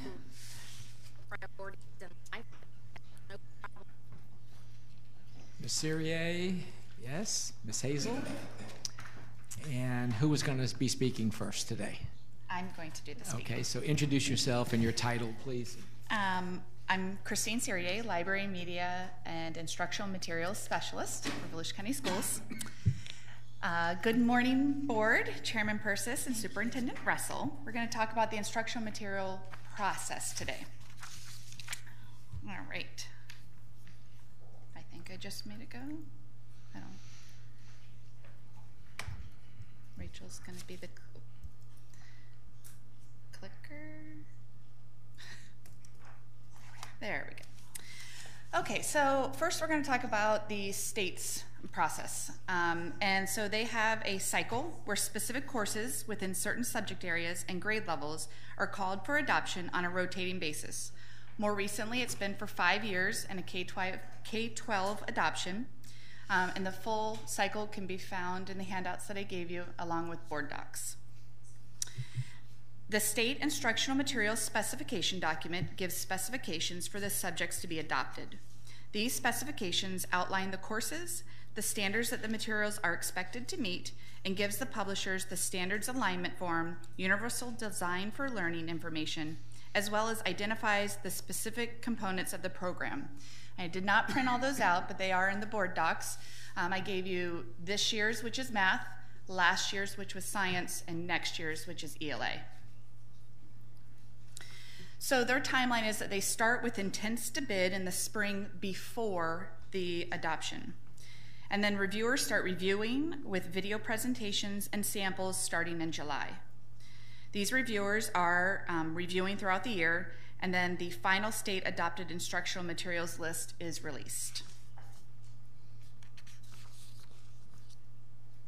Each state reviewer is tasked with checking alignment to standards and the usability of instructional materials. They evaluate the materials using criteria in the instructional materials specification document and provide a recommendation on whether or not materials should be added to the state adoption list. Then the state gets public review, where the general public is allowed electronic access to materials and give their input on that. After the commissioner reviews the evaluations, he or she puts out a final list of approved materials, and I need to point out that that final list is not released until after the adoption year is over and we've already started implementation. But if we follow our process, which does mirror the state's process, then the books we choose will be on the list because we're using the same criteria that the state is using. The state used to release those lists along with the criteria a year in advance, but now we don't get that short list until just as that adoption process is starting.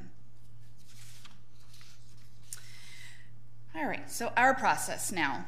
School Board Policy 321 Instructional Materials, which is also included in your board docs, governs the adoption process for instructional materials as required by state law. I mentioned before that we do mirror the state's process for the most part, and our process, we start with determining what materials to bring to the adoption committee. We use that state shortlist as a starting point. If there's a need to narrow down the short bid list, the district office, the curriculum office, will do so using a rubric that it includes the major priorities listed in the state's specification document, which are content, presentation, and learning. Then the adoption committee gathers and reviews those materials. This year it was for 2 days.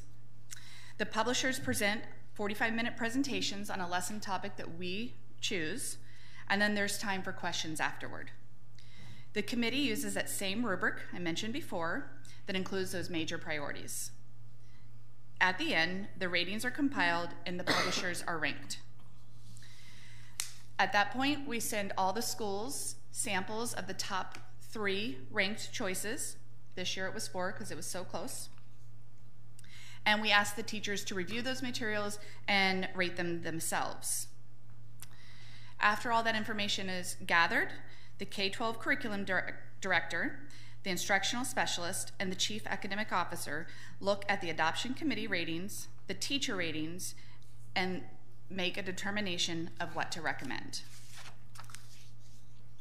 This year, the committee and teacher ratings were so close for elementary math, it was determined to have the committee reconvene to dig deeper into the top 3 publisher materials. A detailed report was given for each of the 3 publishers and distributed out to the teachers. They were then asked to rank 3 publishers in order of preference. Next step is we gather public input. Volusia County incorporated public input into the process a little over 2 years ago, even before it was required. We hold public input sessions in each of your 5 districts where any community member can come and give input on the student editions of recommended instructional materials. We make sure to hold these sessions in the evenings so the public can attend, and we also give electronic access online through our website. It is required to do that at least 20 calendar days before the school board hearing and the adoption meeting. We do it way in advance. We make it a point to respond in writing to every public input that we receive. Historically, attendance has not been high. This year, we had 2 individuals attend. We've always advertised the public input sessions on our website and in the newspaper, but next year we're going to be adding social media to the list. Board adoption hearing is new this year. It gives an opportunity for the community to talk directly to you.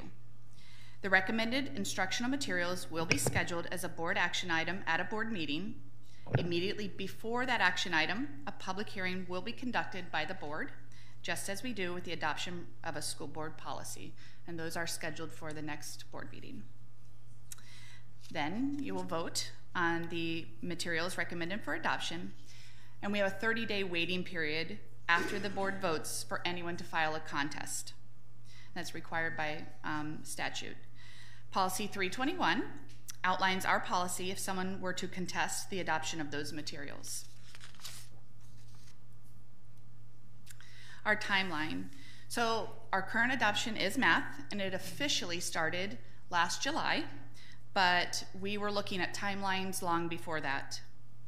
We have to take our adoption recommendation to the board no later than February because of that 30-day wait period. Most districts are following the state cycle, and so we're all purchasing materials at the same time, and we really want to get our orders in to avoid being on the back order list. We really must start getting our orders in for April to get in that line. That is all. Very nice, very nice. I appreciate that. Let me start with one question, then I'll open it up and you all can ask away. In regard to our mathematics textbook adoption that we're going through, and you mentioned how in the elementary level it was very close and you had them drill down more and go through it. Is it a concern that let's say first grade they want a certain series publisher, but 5th grade folks want a different one? Or I mean, I'm not sure, you mentioned the committee was split, but was it split along those lines or just, or did you get in? We did not get into that. Typically, the state will have a company bid out for a whole program for elementary. So they bid out K-5 for one publisher. So we did not get into. Are you asking if we tracked the votes to see if a kindergarten voted one way and a 5th grade, or was it just mixed across the board? And perhaps I'm not being very clear, but I guess what I'm saying is right, because I see what she's saying. There's 2 ways to look at it. Yeah, it's very possible to have a series that is really strong in primary, but the 4th and 5th grade say this doesn't make it for us at all, and we want series B, not series A. And I guess if I was to take it a step further, if that was the prevailing thinking around the district, that this series is great for intermediate, but this series is great for primary, is there any reason why we couldn't have both? You may answer. There's not any statutes that say that we can't. We certainly can adopt more than one. That would be up to the curriculum department if they can support more than one program in the schools. I think they would also want to look at the going from one publisher to another publisher. We are still analyzing that data from the last teacher input. It just closed. I can certainly look in to see. But it did not come out of the committee that overwhelmingly anybody was like, oh, this is wonderful primary. Yeah. But it will be something I will definitely look at. The committee was represented from all grade levels. Good. And so and we are able to see who voted, so if it was necessary we could drill down to see. Yeah, I just remember, like, superintendent and I were just talking during the break a little bit about in secondary school, you know, the series the teacher liked for algebra was not necessarily the same one the one like for trigonometry. You know what I'm saying? Right. I mean, and so it's so different that rather than tie their hands and say, no, we all must use the same one, no, it should be, we all should be using the best one, not the same one. So, and if it costs a little more to get different ones, then, you know, fine, because we want our teachers to have the best instructional materials. But I'll go ahead and I'll stop, let the board get in. So Mr. Colon, yeah. So the elephant in the room is the decision by our governor to suspend or cancel Common Core state standards. And my question is, what now? And I know there's a lot of questions around this, and you know, a lot of folks have blown me up on this, and my answer is the executive order is already signed, and so whether I agree or I don't agree with it is neither here nor there.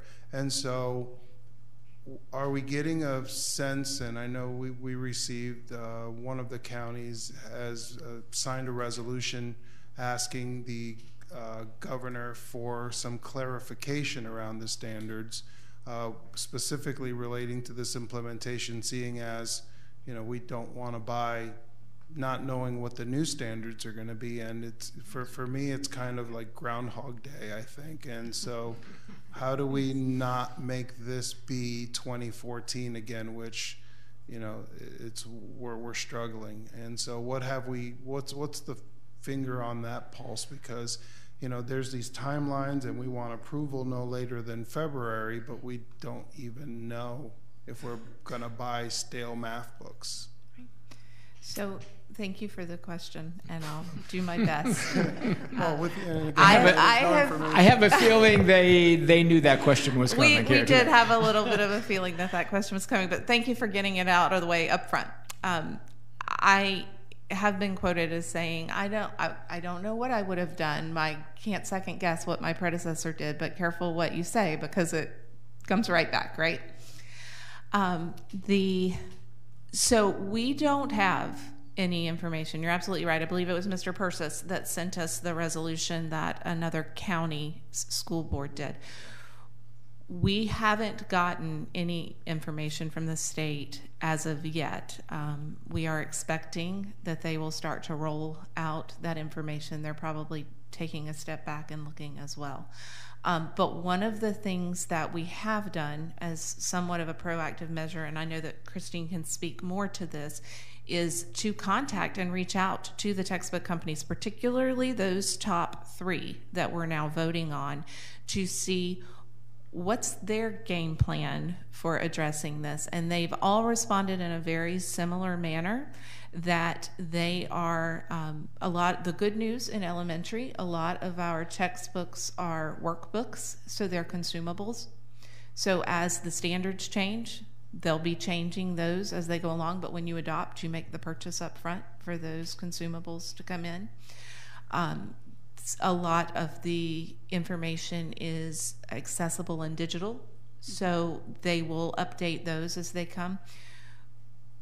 We know that those are big changes coming, but we also know how long it takes to roll out those, and in the meantime, we're going to focus on student achievement, and we can make those changes as they go.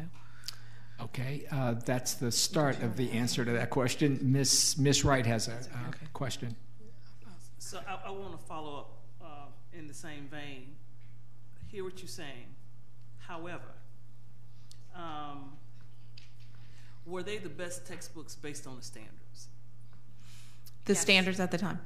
Yes. Okay. The current standards. The ones that we know. So it doesn't mean that they were the best textbooks for learning. They were the best textbooks for the standards. Well, remember the 3 priorities are content, presentation, and learning. So we look at all 3 of those aspects. But it still was based on the standards, correct?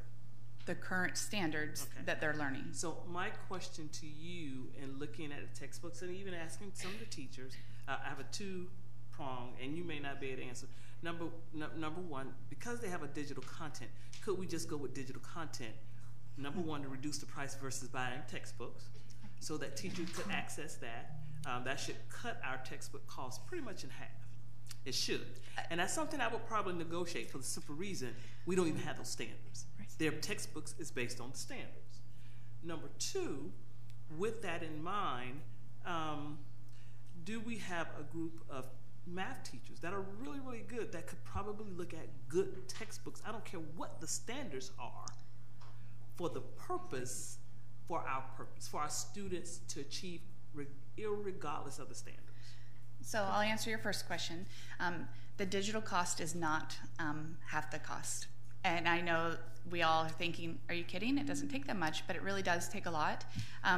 The way the process works with the state, only 50% of our instructional material funding can come off the state list. We have to spend 50% on. And it sounds like, well, great, we can do half on and half off, except a lot of things come out of that instructional material budget. You have your library funds. You have IB that doesn't have a state list. You have ACE. You have AP. So that takes up some of it as well. So you really have a very small portion you can use off the state list. So we do have to go by what the state list does within reason. The other part to the digital is that the state also negotiates the pricing.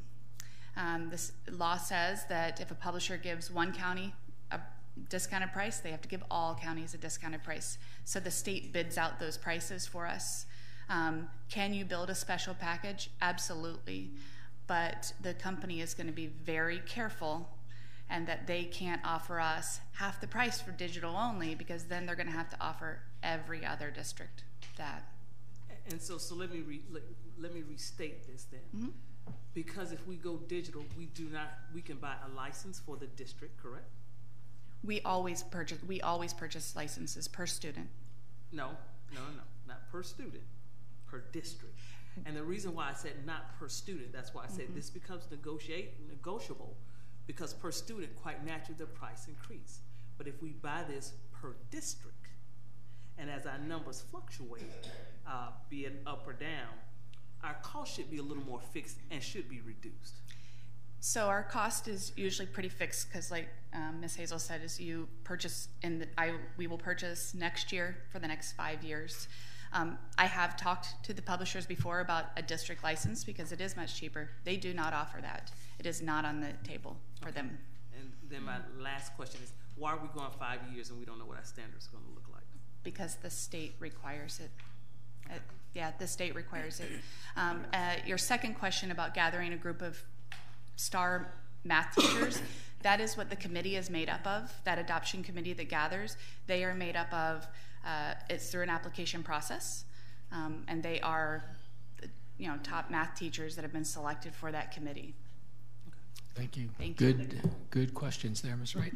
Ms. Haynes, any questions on this process?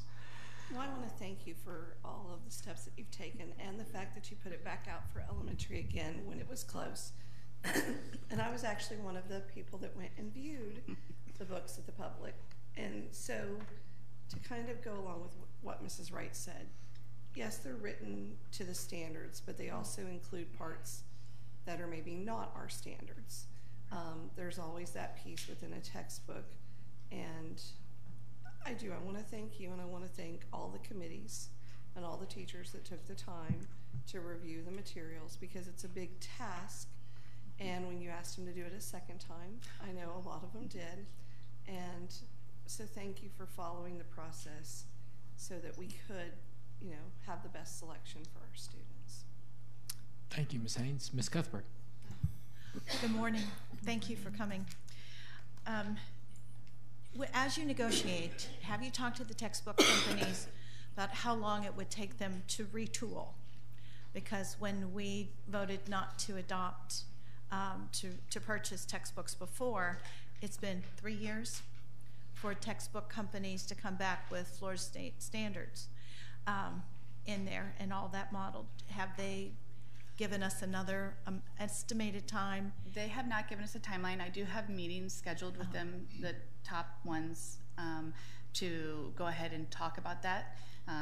They have all provided us with a letter that says they are committed to making sure that they will update their materials. And one of the things, if we were to go with a company, I would ask them to put a clause in there that they would update materials to our satisfaction. Okay. Because that would be important. Yes. Okay, and the Florida State standards are in the texts as well as in the supplemental material, correct? And they said that they would be able to replace some of that disposable or consumable, so watch my terminology, the consumable supplemental material. An elementary textbook for the top 3, they're consumable workbooks. And so they would just not print as many, is my understanding from them, that they would, the whole book would be replaced. The whole book would be replaced. Because one thing, when I talked to especially 4th grade teachers a couple of years ago, they weren't allowed to use the textbook with the FCAT standards in them. And so they were bereft. They had nothing to use except for materials. They were trying to find their own. Their school was trying to purchase for them, or the teacher modules. So I really don't want to go back there. Is there a fallback? Since we've all learned from this, I'd like to know if there's going to be a fallback plan, that if we go ahead and purchase these textbooks with Florida standards, and within this next couple of years, the state comes in with a whole new name, a whole new process, do we know what we have planned to do in case that happens?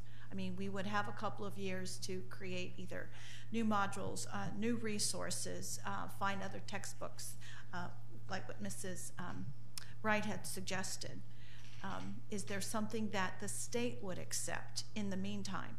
Would they say, okay, now starting with your next textbook, recycling, 5-year recycling, that's when you have to have these standards in place, instead of just saying you can't just toss it out? Is there a way that we can express to the state, if we're going to put that money into these textbooks, then we're committing 5 years to these, that if you come up with a new educational process or standards, is there a way that we can say at the end of the 5 years, plus it would give textbook companies those few years to write according to their standards? Is there something that we can suggest to them that they would? I know they don't listen to school districts very much, but I know we're all going, yeah, right. But I'm trying to figure out, is there a way that we can still support our educators so that we don't reduce our student learning goals? If I can. Is there a way that we could, for example, have a resolution that we are committed to what the state says, but if we purchase the texts, do we have the guarantee that we can use them for the 5-year cycle? And during that time, the 2 years that they would have to rewrite them, and then last time it was 3 years for textbook companies to rewrite them, then we can adopt them.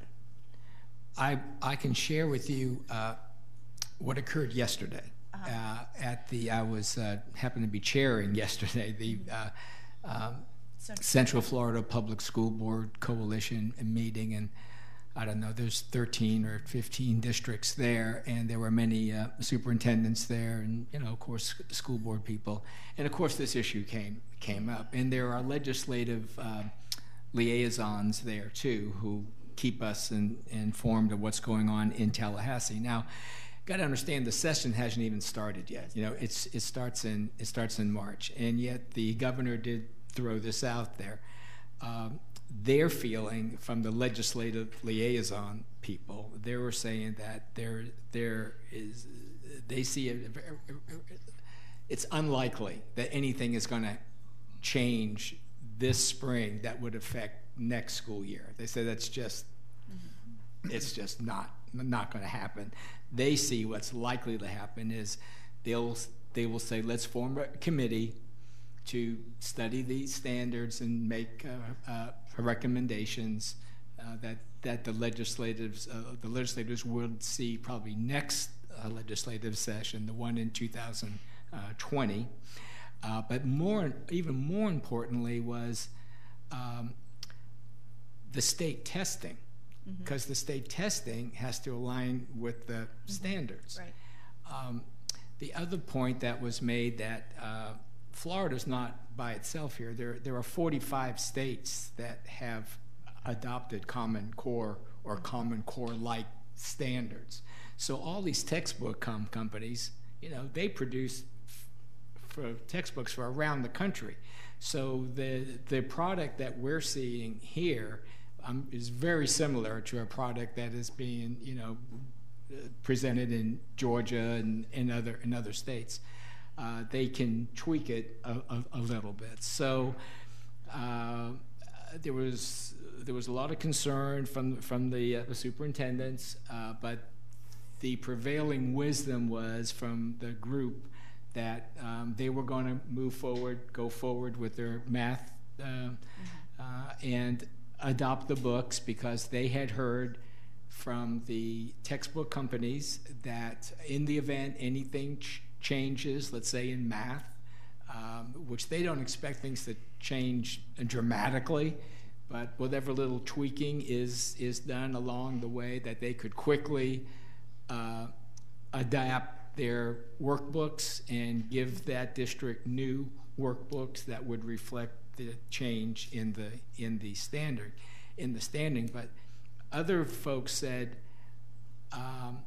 but until such time that the state testing changes, because you don't want to change the workbook if the test is not lined up. And many folks there were thinking that it's going to take longer for the testing companies to, you know, and millions of dollars to create this change. So while it's out there, I'm not sure anything quickly is going to happen. So I feel better today saying that, yeah, we need to move forward, because the textbook companies are aware of what's out there, and if and when changes need to be made, I think Ms. Cuthbert, they'll be able to make them, and we'll be aware of that. It's just it's kind of unfortunate that I guess that we're adopting math this year and then reading, language arts, you know,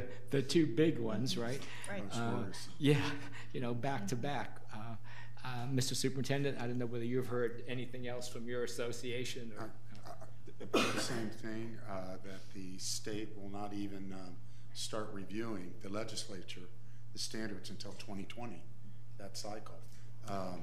And then you're absolutely right, and there was a good article in Forbes about this with the state of Florida and the standards, that testing is going to drive the standards. That's the bottom line, unless the decision is to move away from so much testing and recalibrate. You know, that's the key.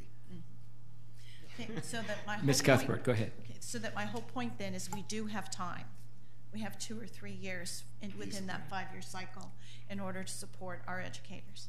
Okay, are we all, I'm sure we are, taking care of all the updates in technology, all the do they even issue CDs anymore in the back? They don't. They issue, it's called a Think Common cartridge. The digital learning department ingests that into Canvas, which is our learning management system, and that is a given. We always have that. Many of the companies are providing that free with purchase.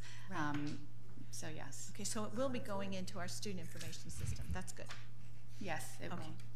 And then when we are presented with a lot of the committee, they're voting, is it possible we could hear some of their comments? Are they writing some of their comments down? The pros and the cons? I have the committee report, which was attached into board docs. Okay. I can also pull out during the committee meetings.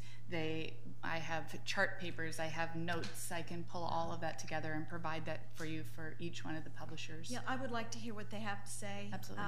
The pros and the cons, and to see which one it would be better rather than just the data of yeses and nos. Yeah, absolutely.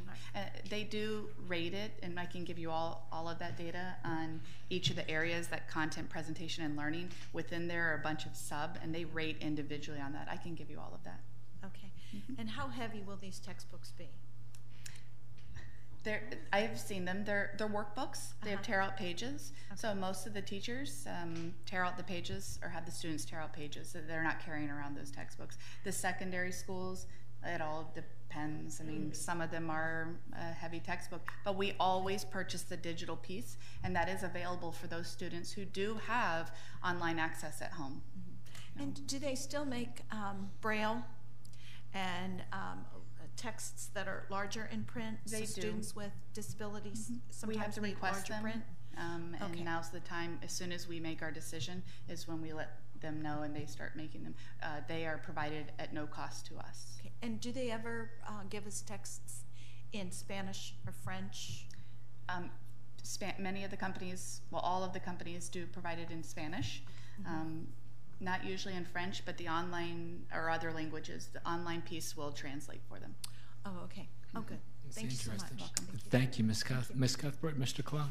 Yeah, just to tag off of what Ida said, and so because we have this uncertainty with the standards, does that change the lens in which we look at our vendors? Where we may have put more attention on the standards.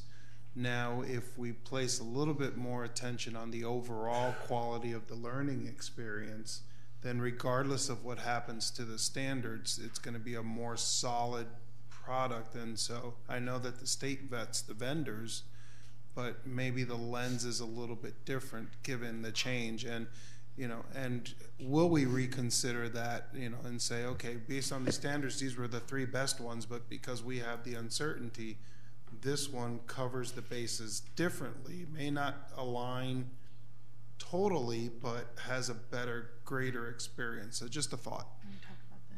Not so much a question, but a thought. Yeah, well, we are reconvening that committee again, hoping to get them together next week on such short notice, and having them look at all of the factors now. Now that we have 2 teacher inputs, the data that they had gathered between their first meeting, their second meeting, and now with the new standards, the components of unknowns, for them to really look at it and then them to make that, this is our recommendation. It has not been lost on us how important this decision is. So we are convening and convening again and convening again to make sure that we get it right. Yeah. Mr. Chairman, may I Yes, ask one more Ms. question? Cuthbert, yes. As we are so involved in our academies, and mathematics is so much of a basis of most of our academies, do these textbooks lend themselves to STEM and careers, like in their examples, in their questioning, in their problems to solve? I don't know that STEM per se is, we use the state's tool, their guidelines on what they expect. And so we don't necessarily say it must contain STEM, but there are many aspects of that. We have had the STEM specialist attend in the past. Okay. So we can definitely get her opinion on that. I would like to have her opinion. Thank you. Okay, and Ms. Haynes has a question. You're welcome, Ms. Haynes. Actually, I don't have a question, Ms. Cuthbert. When I went and reviewed the workbooks for the students, I will tell you that there were real-world aspects and projects and activities for them to do within the workbooks, which to me does lend itself towards STEM.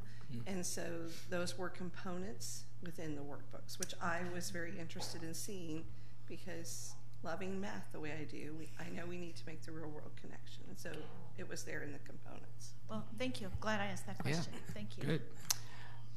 Yes, Ms. Wright. Sure. Where can we look at the materials that you are considering? I can gather them for you if you would like to. Yes, I would. We can find a place here. Okay, and I'll come here. That's fine. Number 2, our public charter schools, do they use the same textbooks that we use? Charter schools, out of our instructional material funding, that's another piece that gets pulled out.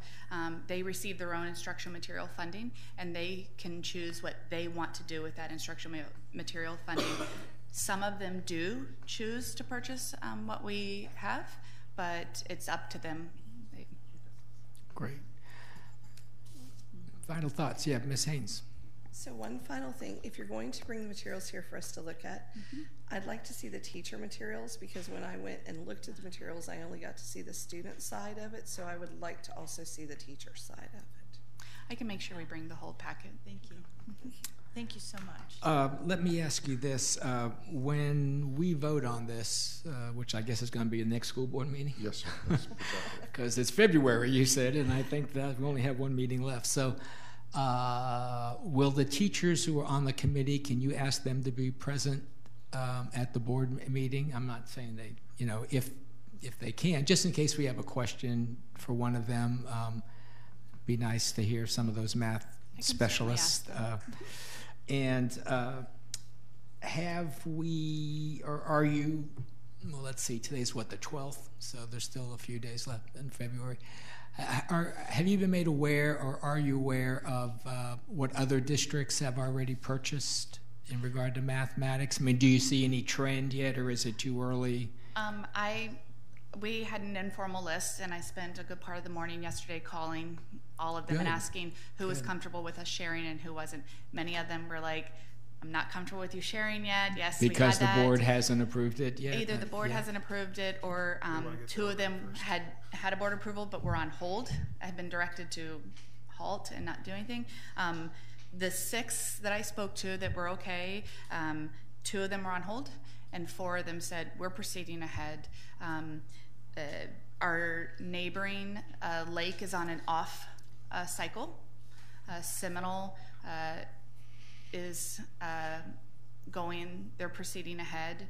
Orange I could not get a hold of, and Brevard I couldn't get a hold of. I think that's our, and Flagler is a NEFAC district, so they have not made a decision as well. NEFAC hasn't made their decision. But it's really all over the board. I mean, we do see the top 3, those same 3 that we're going with, we see them. There are a couple more that are in there, but for the most part, it's okay. And perhaps if you could, as you get more and more information about what other districts are doing, if you could provide that to the board, perhaps prior, you know, a few days before, a week before our next board meeting, that would be helpful. Maybe create a little spreadsheet or something. So. And make it easy for us, you know. It's already there waiting. Just I need the okay from them. Okay, great. And then lastly, again, getting back to my previous comment about if there was a preference from the primary group as opposed to the intermediate group, to let that be known to the board too. Okay? All right. Any other comments? I don't see any. Mr. Superintendent, are you good? You're good. All right. Well, thank you very, very much. We appreciate you and the efforts of everyone serving on this committee. Good job.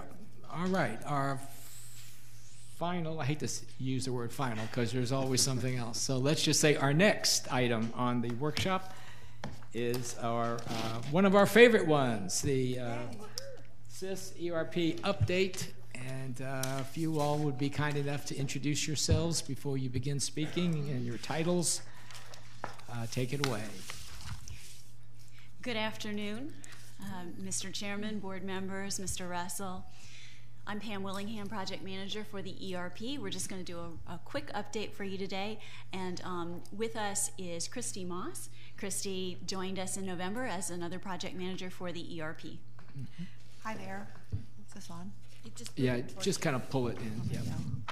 Hi, as Pam mentioned, I'm Christy Moss, and I'm new to the district. I'm helping manage the ERP project. And behind me, we have Mr. Joe Fitz. He is our project manager from Cherry Road, our consultant. So he's also here if you have any more technical questions to answer. But the 4 of us are the project team, so we're all sitting here in solidarity today. The first thing I'd like to show you is our project arc. And this was based on the reset that came in August, where we kind of started over with the project. And what I really wanted to show in this arc is where we started in August, which was on the far left-hand side where we finalized the scope and did the reset. We were really only before the break at Christmas on the second dot where it says final CRP. And in the time since we've been back from break, we've gone from that dot all the way to the other side of the arc, and we are somewhere between the system integration testing and the user acceptance testing. That's major work that was done in about 6 weeks time frame. So we've gone all the way over one side of the arc and onto the other, and I think this is a good representation of where we are today. Our budgeting module is actually all the way at go live, so there are parts of the project that are ahead of this, but really as a rule of thumb right now, we are kind of on the second dot on the downside of that arc. And in the first week in March to mid-April, we'll be starting user acceptance testing. So according to this ARC and our project plan, we are right on schedule and where we need to be. We have a couple of weeks before user acceptance testing starts. So I just wanted to present this because this is a good visual representation for you all of kind of where we are with the project. Yeah, excellent. I like the ARC. It's good. Some of the things that have happened that go along with that progress is our supplier portal is up and running in production. What that means is we've loaded all our supplier or our vendor data into supplier, and new vendors will be able to be trained and go in and add themselves as a vendor to do business with us. So our purchasing staff worked really hard on that, and they're really excited about it. Planning and budgeting, I mentioned before, is up and running in production. Next week, they're really going to do their kind of soft go live. Even though the project goes live in July, it's going live now. And we have just started training the members of that department on how to work the system. And later on, they'll be scheduled everyone else to be able to input their budgets into that module. Final configurations by Cherry Road are complete. And that's what they're going to be using for the build-out testing, for user acceptance testing, and what they're doing right now, which is system integration testing. That's in progress. That's mainly on the Cherry Road, the technical side. What that's doing is testing all the interfaces coming in and out of Oracle, and it's also testing the parts of Oracle to make sure they talk to each other like they need to. That's about 60% complete at this point. I get an update every morning from the technical team from Cherry Road. They're running these processes overnight, and they're very pleased with how it's going. And that'll be finished up by the time we start user acceptance testing over the next couple weeks. So when we give you another update, we can let you know where we are with that. Payroll parallel, that's something we've been talking a lot about internally, and this slide actually says that the payroll parallel data is being loaded. Well, since we made this a few days ago, the data is loaded and they've run the first payroll parallel. What we did from the district's perspective is we had payroll select 150 employees, and they were employees from like every kind of scenario, each different kind of job role, each different type of contract and type of pay. School board. Yes. Somebody from every aspect, anything we could think of that would be complicated, out of the ordinary, plus the ordinary. They picked a sample, the payroll department did that, picked 150 different people, and they have officially run that now, and the payroll department is validating that selection now, so it actually ran through the payroll system in Oracle, and it was given to our payroll department, and they're validating it, and if we have to make any tweaks, we will. And what that will mean is as soon as that's validated, we can run through the payroll parallel 2, as we're calling it, which is the entire district. So we feel like once these 150 are right, since they're the more complex, that we'll be able to run a parallel for the entire district, and that should be happening in the next couple of weeks. Our leads are continuing to work on scenarios and test scripts for testing, which is a big deal. We look for anything out of the box, anything out of the ordinary, any scenario that they may encounter daily or once a year or may never encounter, but we want to make sure the system can handle those. They're working on those now. And we're just really preparing for this user acceptance testing that's coming up. Thank you. You're welcome. Yeah. So Christy's provided an update on the enterprise resource planning, the ERP project. And this is Josh Wyckoff. Thank you. I was just about to say that, Mr. Chairman. I'm Josh Wyckoff, project manager of our student information system project. I knew you'd remind me. You beat me to it.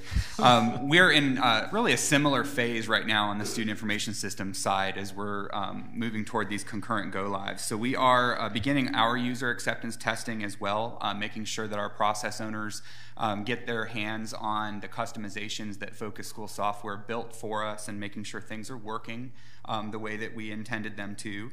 We're also working on the interfaces. So even though we are bringing many systems into Focus, we will still need to share data between our student information system and other vendors. So I wanted to mention one that was brought up earlier, our learning management system, Canvas. That's a major interface with our SIS. So to answer your question earlier, Mrs. Cuthbert, we will be able to interface our data between Focus and Canvas. So anything that we put from digital content into Canvas, we can interface that with Focus as well. So teachers can grade assignments in Canvas, and now they have to manually enter those grades into our grade book, but in our Focus, with our interface, that data will flow into the grade book from the LMS. So we're working on that. We are also working on the development of our reports. It probably will not surprise you to hear that the team has identified over 800 reports that we are using currently in all sorts of ways, pretty much anything you could imagine. And we're going through a pretty tedious process right now of identifying which of those are already available in Focus, which ones can be consolidated, which ones do we need to build. And so we're looking at usage data. Some of those reports have not been run in quite some time, so we probably don't need them. And then others, we have the data. We know that they're being run every day, and we need to make sure we've got those provided in Focus. A couple other highlights I wanted to share with you. We are making great progress on our mental wellness process. That's formerly known as our concern of harm process. So that's the process that schools follow when a student is expressing an intent to harm themselves or others. We are really harnessing and leveraging this opportunity to build some great tools that I believe are going to serve our students and impact our ability to keep our schools safer. And so we are working through that process of building in the logic for those forms. Right now, there's a lot of that has to happen manually. So I have to decide as an administrator, based on this one piece of paper, what needs to happen next. But we're trying to build some of that logic in so that based on the answers to this form, the next piece opens up and notifies the right person. And so that's an exciting piece that Focus is working with us on as a customization. I did want to update you also on the master scheduling progress. So if you remember in previous presentations, our go live for master scheduling was January. So we're now in February. We went live on time with our scheduling.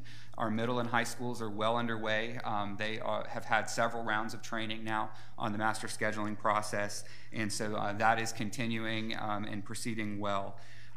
Lastly, I just wanted to mention single sign-on is an exciting piece as well. So currently our systems, we have to maintain all these separate passwords, and it can be very troublesome for users to keep up with all of that.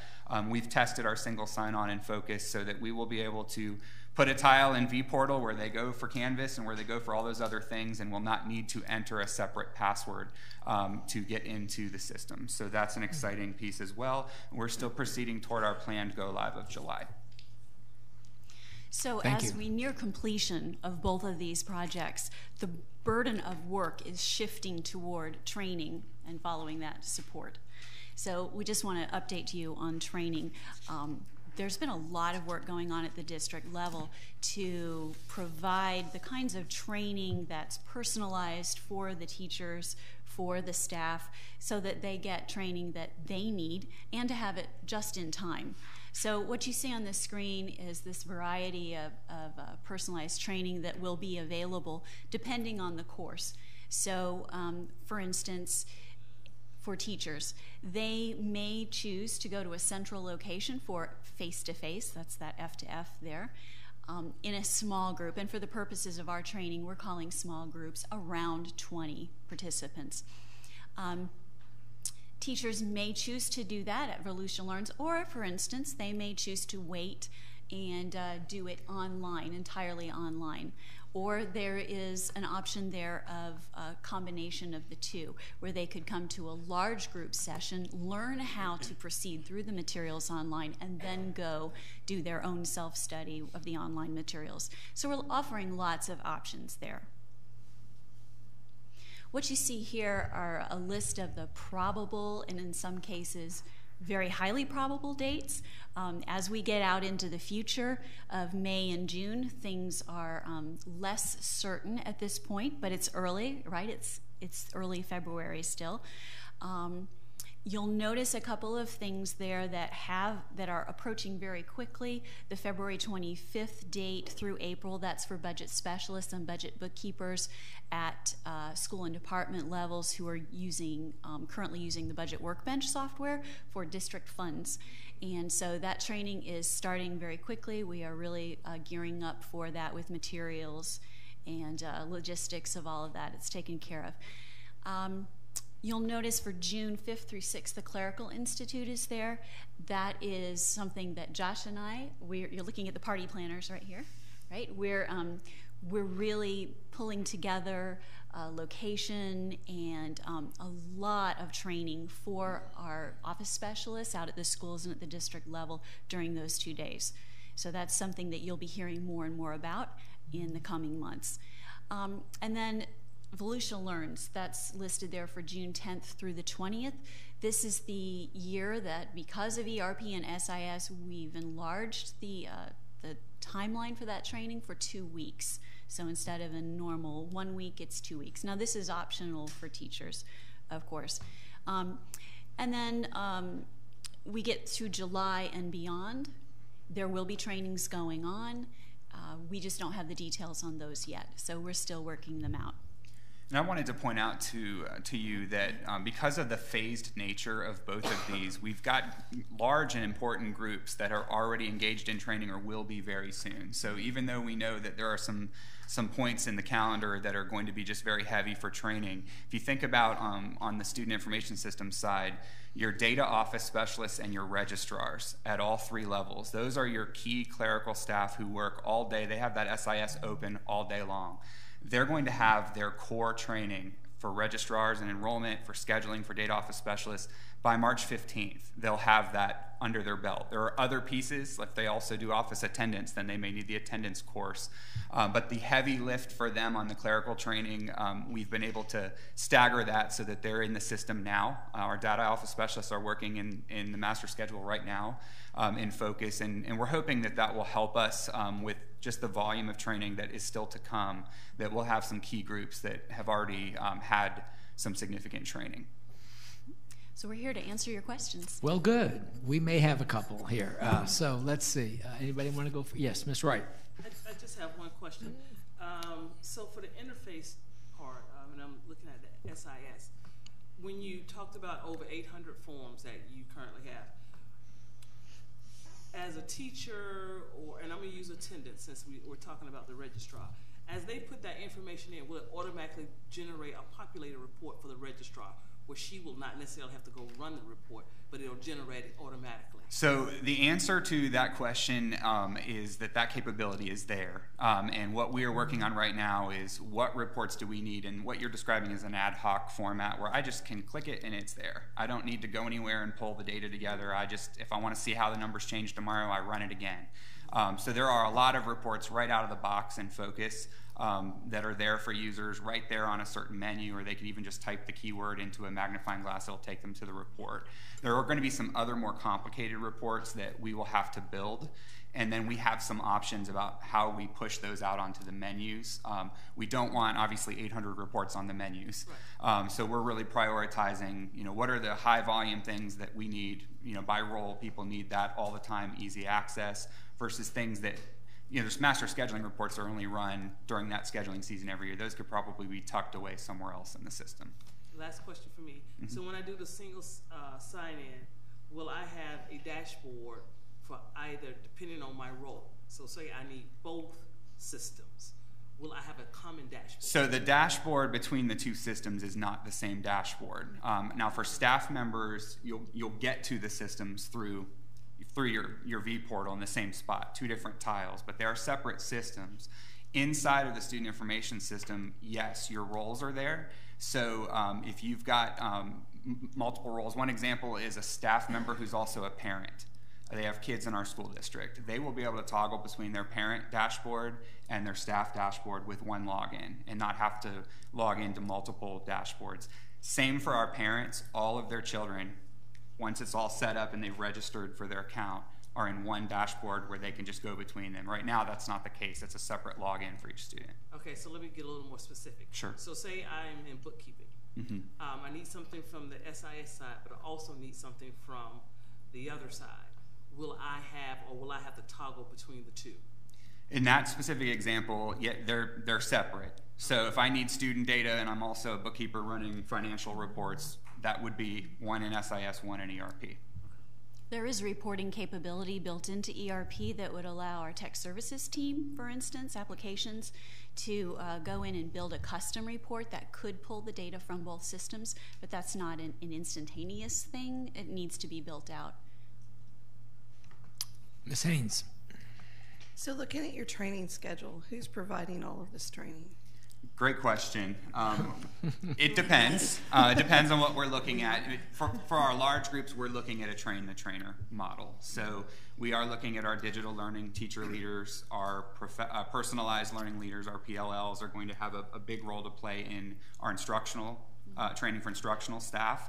There are other cases where we've got trainers from, on the SIS side, focus trainers, like they are doing all of the master scheduling training. So our experts are there in the room and getting extra sessions ahead of time, but the training's being provided directly by focus. And so it's really a hodgepodge depending on the role and the numbers that we need to train in each category. ERP is following a similar method. Cherry Road, the implementation vendor, is working in small groups with our leads and with core functional groups at the district level. So for instance, the finance department, they will have knowledge transfer sessions. You're not seeing any of that on the training dates that we're showing you, but that has been ongoing and will continue. But then we're also holding train the trainer sessions, and then those leads who will be trained, they will go out and train the rest of faculty and staff, along with the PLLs and the DLTLs. So the question is, for the outside trainers that are coming in, is the cost of that, was it already negotiated in the contract, or is it an additional cost? No, it was in both contracts. Yes, both contracts. Good question. Yes, Ms. Cuthbert. Well, first of all, I want to say thank you to Cherry Road. Your team speaks very highly of you. I was a little skeptical at first, but you blew us all away. So I just want to say thank you for your expertise, your sharing, and also helping us with our contracts. It was very, very wonderful of you to do that. It's nice to do business with good vendors. So thank you. When you have your clerical institute, I know our payroll clerk, a clerk for an assistant principal, and maybe the bookkeeper, all different clerks. Are we having special training for each of those individual, what their jobs are and how they're going to utilize that? Yes, We're ma'am. all specializing. Yes. So we do have an interesting dilemma in determining who at our school site, for instance, is a bookkeeper. So it's, while they're all office specialists, we can't exactly say you're the bookkeeper, you're the payroll clerk. We have to ask the schools for that. But we're working with them to get that information and to customize the training. So bookkeepers will be in certain sessions, payroll monitors or payroll clerks, they will be in different sessions, inventory designees may be in a third session. So there will be a range of offerings specialized for their particular job role. Okay, thank you. Is there going to, now I've said this quite a few times, we will have a calendar, correct? Where the county can put on textbook adoption 5 to 7, such and such school. Midterms are due, you know, county-wide due dates and notifications. And can it be tied to our school website so parents who want to look at textbooks can just go online and see this district textbook where open houses are in their times and when they go live? Are we going to have that? You know, a project manager's favorite phrase is to let someone know that something is outside of the scope of the project. And it may not be the answer you were looking for, but the student information system is your student database. So I recognize the need that you're sharing to kind of have one place where everything is connected. And I think we need to keep working toward that. It's not what our student information system was designed for. There's a calendar feature, but it wouldn't meet those diverse needs of such a large district. And that wasn't part of our requirements for a student information system. So, you know, from an SIS standpoint, we'll be ready to link that to whatever calendar we might be able to come up with, but it is not in the scope of the student project. Okay, so then I know we're working on new websites for our schools. So is there a place someone can go to link up to the school website? And will those be kept up to date? So I'm trying to, if we're doing all of this, how will our parents, our teachers even know what's going on? Mm-hmm. Because we are so diverse, we have so much stuff going on. And as it was stated before that only 2 people came to our textbook adoption. Mm. I mean, how much of that was people are not, taking the newspaper as much as they should, right, Ms. Alexander? Right. So, and then we advertise it. Well, how do we do that? If we could just go out there and say, if you need some information, this is the place to go. Well, that's a really good question. We've recognized the need from the beginning of the project to communicate with all of the stakeholders. So just like we're coming to give you updates frequently, we have been meeting with change agents, 1 per school and department, for over the past year. We started the first ones in December of 2017.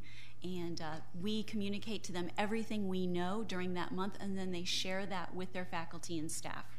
So that's one method. We also each put out a status report that's weekly or bi-weekly, and we send that to the change agents for them to forward to their faculty and staff. They're packed with information. I hope that you get them and you're reading your sways too. We have other methods as well. There is a web page for the district staff that's just for ERP, and I believe SIS has something that's similar. So we are doing everything we can to get information out there. We tweet just about every day, and that includes tweeting out information about training as well. We're personalizing emails to specific employees who need specific training so that it's just direct to their mailbox and they can't miss it, and it even tells them the section number to sign up for.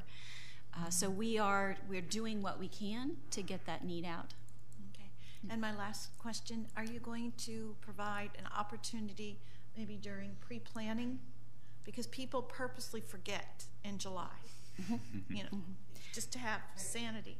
Before they come back to school in August, will we have refresher general sessions available during pre-planning? The idea for Volusia Learns is that we reach about 10% of the teaching population. It would be great if we could reach more than that, but typically that's what we see for Volusia Learns.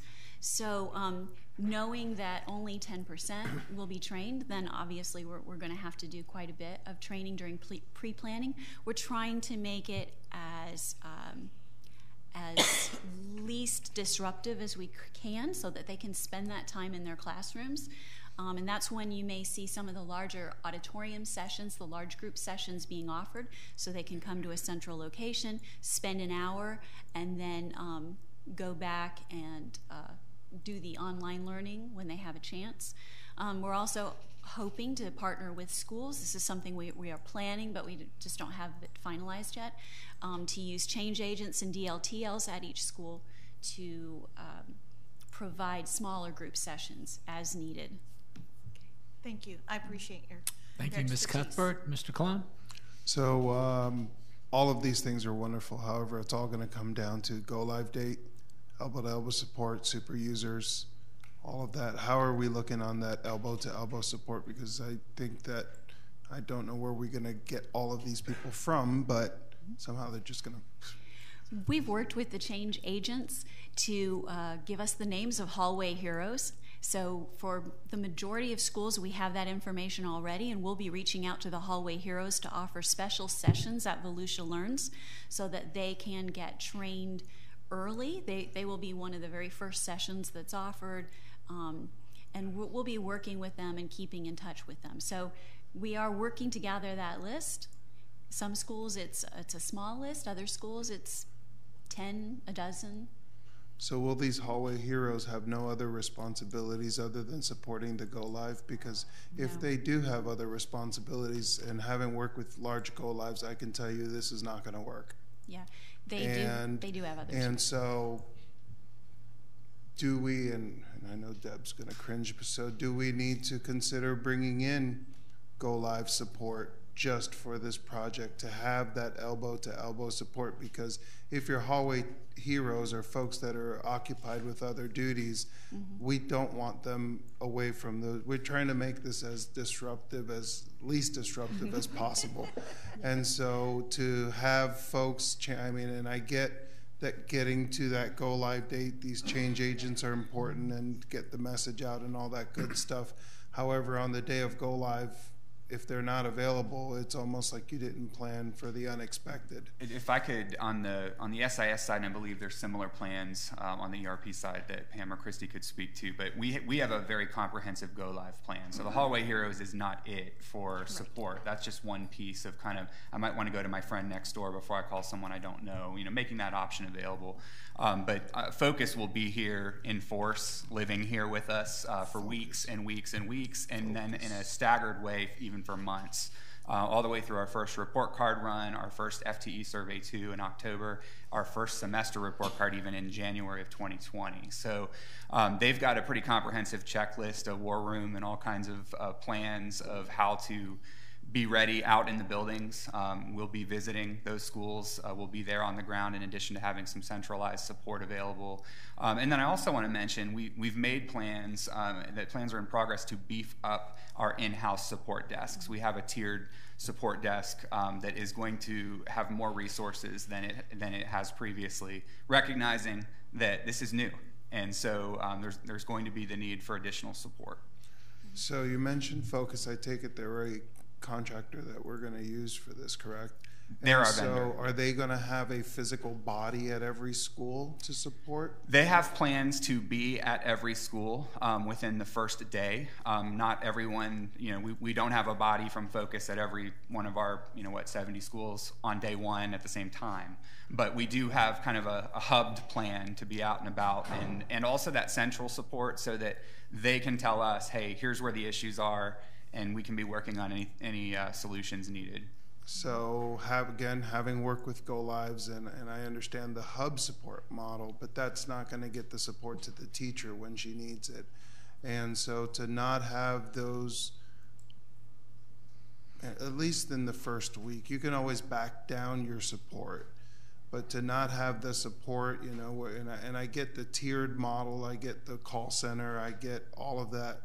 But if you don't have someone who can come over and say, just click here, again, what's going to be portrayed to our customers is this new computer system is keeping me from doing my job. And so, I would stress the importance of ensuring that we have someone who, it's going to be a rough week and it's going to cost us, but someone who is available, who can zip over to that teacher and say, this is how you do it.